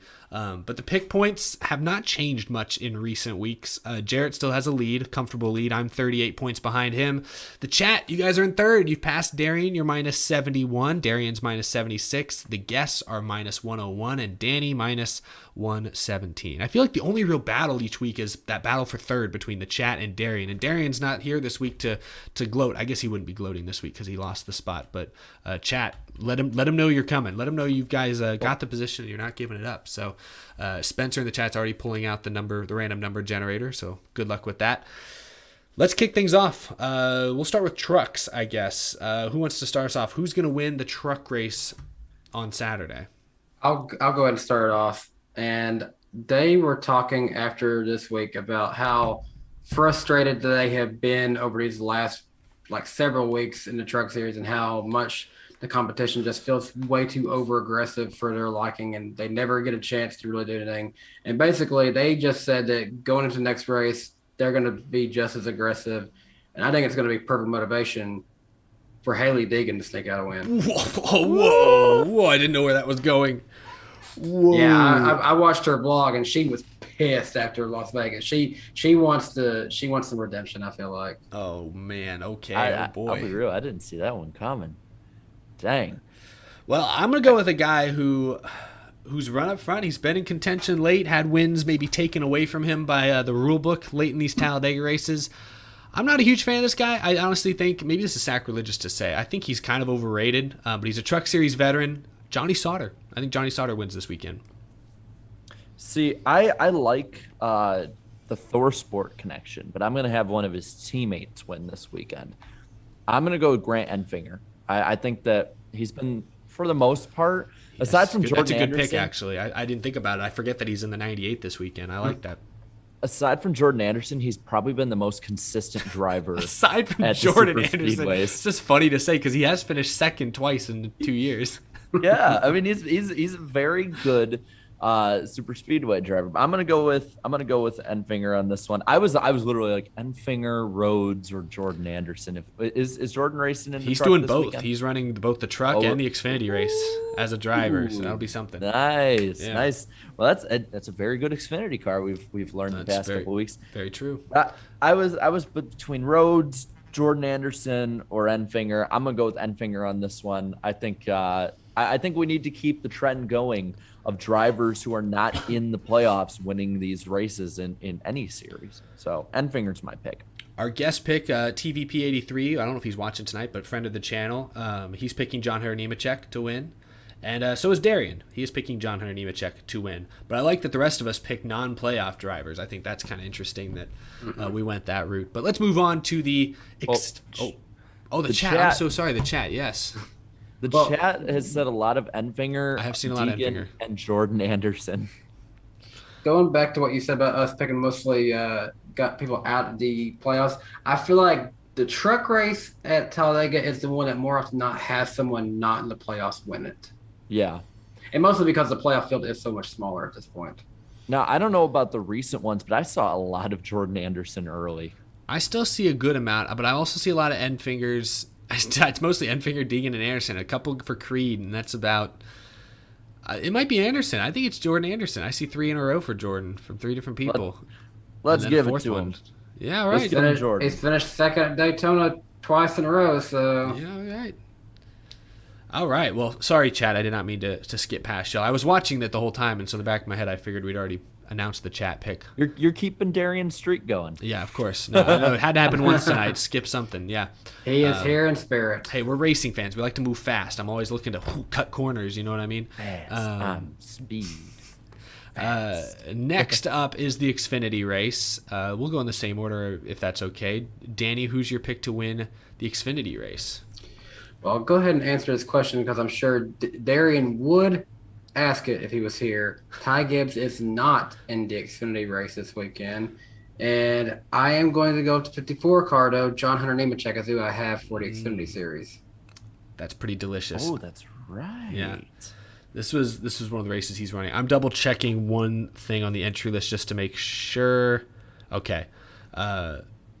You got a lot of y'all went with him for your truck pick, surprisingly, but I think his Xfinity car is more competitive. He'll have already gotten some track time in the day. I think Jordan Anderson wins the Xfinity race. I'm going with Jordan. Why not? Nice. Really going out on a limb on this one. I am not. I'm going to stick with. I know who you're picking. I'm sticking with colleague. I was hoping we would all just not pick colleague and it'd be a big meme. I'm going. I'm going. Come on Justin Haley. for the memes. Oh, Yeah. come on, Jared. For the memes, pick. I got. Riley Herbst. Pick. Good old. I'll tell you what. I do think he'll be competitive. Pick Sam Mayer. He's got to finish one of these races at some point, right? You know. Damn, your brutal streak keeps going. Wow. I didn't think you were gonna do it tonight. Man, Wow. that's wow. I thought you were a Sam Meyer fan. I am. It's just painful that he can't. He's always got something going wrong in these races, man. Tell him that when he's here next time. Hey Sam, why can't you finish the race? I mean, it's not always his fault, but man, Bristol was brutal.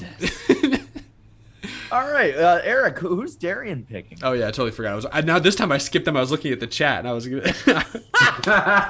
We'll get the cup ones right. Well, our guest, I saw him in the chat earlier. He's going with Justin Haley, and Darian's keeping it with colleague, but he's shifting over to AJ Allmendinger.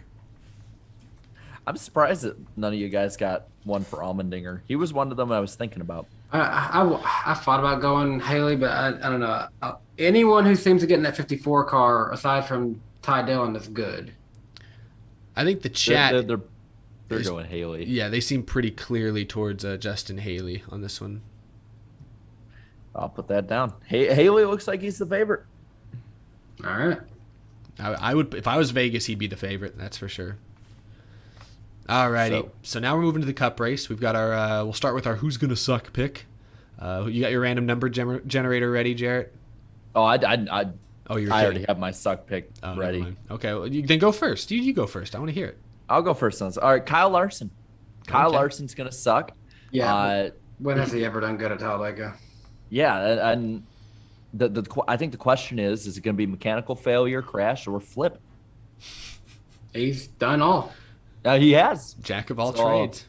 Yeah, master of none. All the same Talladega. track. All the same track. Yeah, so I'm going Kyle Larson on this one. As weird as it sounds to say that. How can I argue? I'm going the same thing. Larson just flat out does not do good at He this place. sucks at Talladega. I don't want to go with the same. I'll see if I can pick somebody different. But yeah, Larson's the obvious one because you expect him to win almost contend everywhere he goes. Eric did this up. It was either him or Truex for me. So I'll go Kyle Busch. I remember back to, was it 2014? I remember the desperation in his voice when he got caught up in a crash on the back straightaway in this race. Got eliminated from the playoffs in the round of 12, and he choked up over the mic and goes, "We're done. That's it. We're done." I remember that echoed in my mind for years because it was just I'd never heard Kyle. He hadn't won a championship at that point, and I thought, oh, this guy, it's just never going to happen. It's obviously happened since then. So I'll go Kyle Busch. Why not? The chat seems like they might be leaning Larson, although it's starting to get a little more varied. So I'm not sure. There's a lot of Harvick in there. Even Kevin Harvick thinks he's going to suck. Darian did not give a suck or dark horse. TVP said Kyle Busch to suck for Cup. So we do have another Kyle Busch. I'm glad that for the most part we're pretty unified on who we think will suck. Mm-hmm. Yeah, GN has the full quote. We're done. We're absolutely killed. I forgot he said that we're killed. That was one of the earliest. He actually meant it in that case. Yeah, he's got the full quote for me. He said the line. The line. See a few for Harvick, actually. There's a good number for Harvick, but I'm not sure. I mean, it's quite varied. I don't know who to pick for the chat. Hey, we got some Rick Ware numbers in there. It's funny, they come in back to back, 51 and 52. That's impressive. There's a lot. It's like, I think it's between Larson and Harvick. And then, of course, we got T-Pain. There's always that T-Pain. We got to start paying attention to the same guy every week who says T-Pain. No, this one's Blue Jimmy. Oh, yeah, no, it is. You're right. It's different. Just knows it. I'm going to go Harvick. I feel like I looked up and I just saw 3 Harvicks. So the chat cannot pick Harvick to win this week. Big. And when would they ever? They call him Cheater Boy anyway. So yeah, no, this makes sense. This is par for the course for this chat. All right, so our dark horse. This is where we can get a little creative. Who wants to kick us off with our dark horse? I actually didn't think about this one, so he was looking like he could win this last year, Matt Benedetto. I like it. I like that pick. I didn't think about this one either. I really thought only about my win pick. It's Talladega. Who do we want? I'll say Corey LaJoie, dude. I don't know if they're going to bring an A engine again like they did to Daytona a few weeks ago. They probably won't, come to think of it, because at Daytona they still thought they had a shot at making the playoffs. Here, it's kind of just get through this race and go home. So they probably won't bring their best stuff, but hey, it's hard to ignore what he did at Daytona a few weeks ago. He's a damn good driver at these super speedways. I picked this guy to win last time we were at Talladega. I think he's proven that he has the ability to be up front, but almost never closes it out, except for the past time at Daytona. He finished second. I'm gonna go Bubba Wallace as my dark horse pick. I don't think he can be considered a favorite anymore just because he has not performed other than the last one. No, he's a dark horse everywhere, even at the super speedways, I think, at this point. A lot in the chat are leaning towards DiBenedetto, although now I'm seeing some Bubbas and McDowell shift in there as well. Darian, again, didn't give a pick. Justin Haley. Oh, yeah, he is racing today. Justin Haley's the underdog pick from our guest. That's actually a pretty good pick. The 77 Brandt car. No, it's Allgaier. Allgaier's in the 77. Haley's in the Callaway car. Oh, wait. Sorry. Yeah, I'm getting almost mixed up. No, you're good. Yes, you're good. Allgaier is in the race. Yeah, Allgaier. I saw a couple for Allgaier as the underdog as well. I feel like Matty D is leading the way because I see a good number of 20. It's tough when they pick Matt DiBenedetto because there's like 5 different things they can call him. You'll see Dibby, you'll see Matty D, you'll see Matt DiBenedetto, you'll see just 21. You'll see. They're picking with their hearts right now, not their minds. Well, DiBenedetto's been good here before. I'm kidding. I know. It's like I'm like, how's he gonna lose it this time? Yeah. Like last time he lost it. Like last year, this race he lost on like a technicality. Yeah. The other one he lost because of a stupid decision. There's a good few for Eric Jones as well. I will give him a shout out. The question is how will he lose, not who will he lose to, but it's always Denny Hamlin. Honestly, once I said Matt DiBenedetto, now they're picking almost everyone but Matty D. So now I don't know, but I just for the sake of moving on, I'd say give them Matt DiBenedetto. They're probably not going to pick him to win. So Yeah. I think Give him that's Matty D. I think that's fair. This pick doesn't really matter anyway. So. Yeah, So they can't pick Harvick or DiBenedetto. Cool. So finally, the most important part of the show. Who's going to win? Who's going to win? As you were about to do it, Jared. I saw you, but I didn't want you to blow your mic out again. Who's going to win? Who's going to win? Who's going to win at Talladega Super Speedway? Oh, man. That was bad. That was rough. Who's kicking us off? Screw it. Even Scott McNews get in on it. I'll go first on this one. He had that super chat loaded up. He was waiting. He was like ready to hit send, hit send. I'll go first on this one. I think this guy he's pretty consistent at all these tracks in general. This year he's been better off than he normally has, even at the super speedways. He has good enough equipment to win. He has a history of winning at Talladega. I'm going Ryan Blaney. I win. I didn't actually think I was going to take your pick. Wow. I broke him.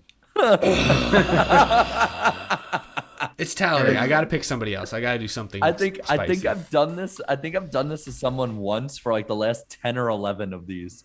Like it happened to me once. Eric took my pick, and then ever since I've just cursed everybody else with mine. Eric, do you need a shoulder to cry on? No, I'm going to cry on this trophy this weekend when Brad Keselowski wins at Talladega. He's won this race in clutch situations in the past. Penske's great. Very bold to predict a season sweep. He's going for it. Hasn't happened since 07. He's going to do it. I'm telling you, he's going to do it, damn it. Brad Keselowski. I'm not picking a playoff driver to win this weekend. I am actually going to say Ricky Stenhouse Jr. gets his third career win. Danny's swinging for the fences, even though Stenhouse has good hair. Danny, we broke him. Very bold of you, Eric, to pick Brad Keselowski. Meanwhile, Ricky Stenhouse Jr.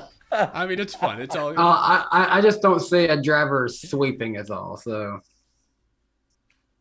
All right, who Darian pick? Start looking at the chat. Sorry, I don't have Darian's got Reddick winning. What are these picks? Reddick? Yeah. Why Reddick? Did I read that correctly? Does that? Yeah, that's R-E-D Red Dick. Yes, that is Tyler Reddick. Don't say that so slow, Eric. No, I was just making sure you understood me. You heard me clearly. Meanwhile, TVP, our guest, has Ryan Blaney as well. So smart man. Definitely, Blaney would have been my pick. Let the record show. I mean, let's come on. Let's see. Yeah. When was the last race I went to? Richmond. Okay, so not Richmond, but he did run well at Richmond. But 2 of the 3 last races that I've been to, Ryan Blaney's won. Maybe I'm just a lucky charm. I don't know. Maybe. Chat's all over the dang place. Yeah, Spencer's trying to rally the troops. Who are we picking, chat? I would be surprised if nobody picked Denny Hamlin. I saw a lot of Hamlins. But I do see a lot of Hamlins. I'm seeing a lot for Jake Paul right now. What the I'm seeing like 3 or 4 for Jake Paul. Let's dial it back in here. I think it's between Hamlin and Blaney. Actually, no. I think Jake Paul is racing for the Money Team Racing Team this weekend. For Obika. It's between Hamlin and Blaney, and it's hard to tell because 11 and 12 look very similar. There's a lot of 11s. I mean, there's a lot of 12s, but I think Denny's got the advantage here. Yeah, I think your chat's just ahead of mine because now I see a bunch of 11s coming in. Yeah, it's Hamlin. Willie Nelson. Okay. Jimmy Spencer. Oh, interesting. With Willie again. Right. I think it's Hamlin. Denny keeping it different. Yeah, all right. So I think everyone except the chat or the guest and you, Jared, I think pick somebody different. So that's pretty cool, pretty great. Thanks for playing along at home, chat. Do we have everything dialed in here, Jared? Are we good to go?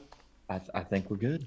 Fantastic. We're good. Well, thank you everyone for tuning in tonight. To wrap this show up, we do have to get through the last super chats. I'm going to get through these as quick as I can. Really appreciate the support, y'all. We'll see what you guys have been talking about for the last hour or so. From Ryan earlier, what is the most scandalous event you remember in NASCAR? I mean, I don't know if he means on track, like, spin gate or things like that. I think Harvick's intentional wreck at Talladega in 2015 was like the biggest scandal that didn't actually become a scandal. But are there any others that we're like comfortable talking about? Spin gate's one I think of. I mean, there was like, I mean, in 2019 there was rumors of scandals, but that's about it. Yeah, I don't know. There's currently rumors of scandals, but that's about it. I mean, 2012. Chicago, there was rumors about scandals, but that's about it. Yeah, nothing. I'm not going to say there was nothing concrete here. Wait, are we talking about like what's been the biggest ones, or what's the question again? Yeah, what is the most scandalous event you remember in NASCAR? So honestly, I think it's actually Jack Roush accusing Michael Waltrip Racing of using jet fuel. Fair. That's a good one. I mean, there's there were rumors.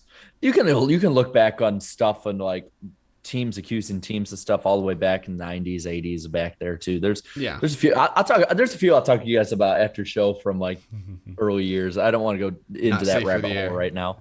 No, I just don't want to go into the rabbit hole right now, or we'll be here forever. Gotcha. We'll get back to the super chats from Hot Piss again. He says, hot take from Hot Piss: the Rick Ware cars are on track just to create cautions in boring races.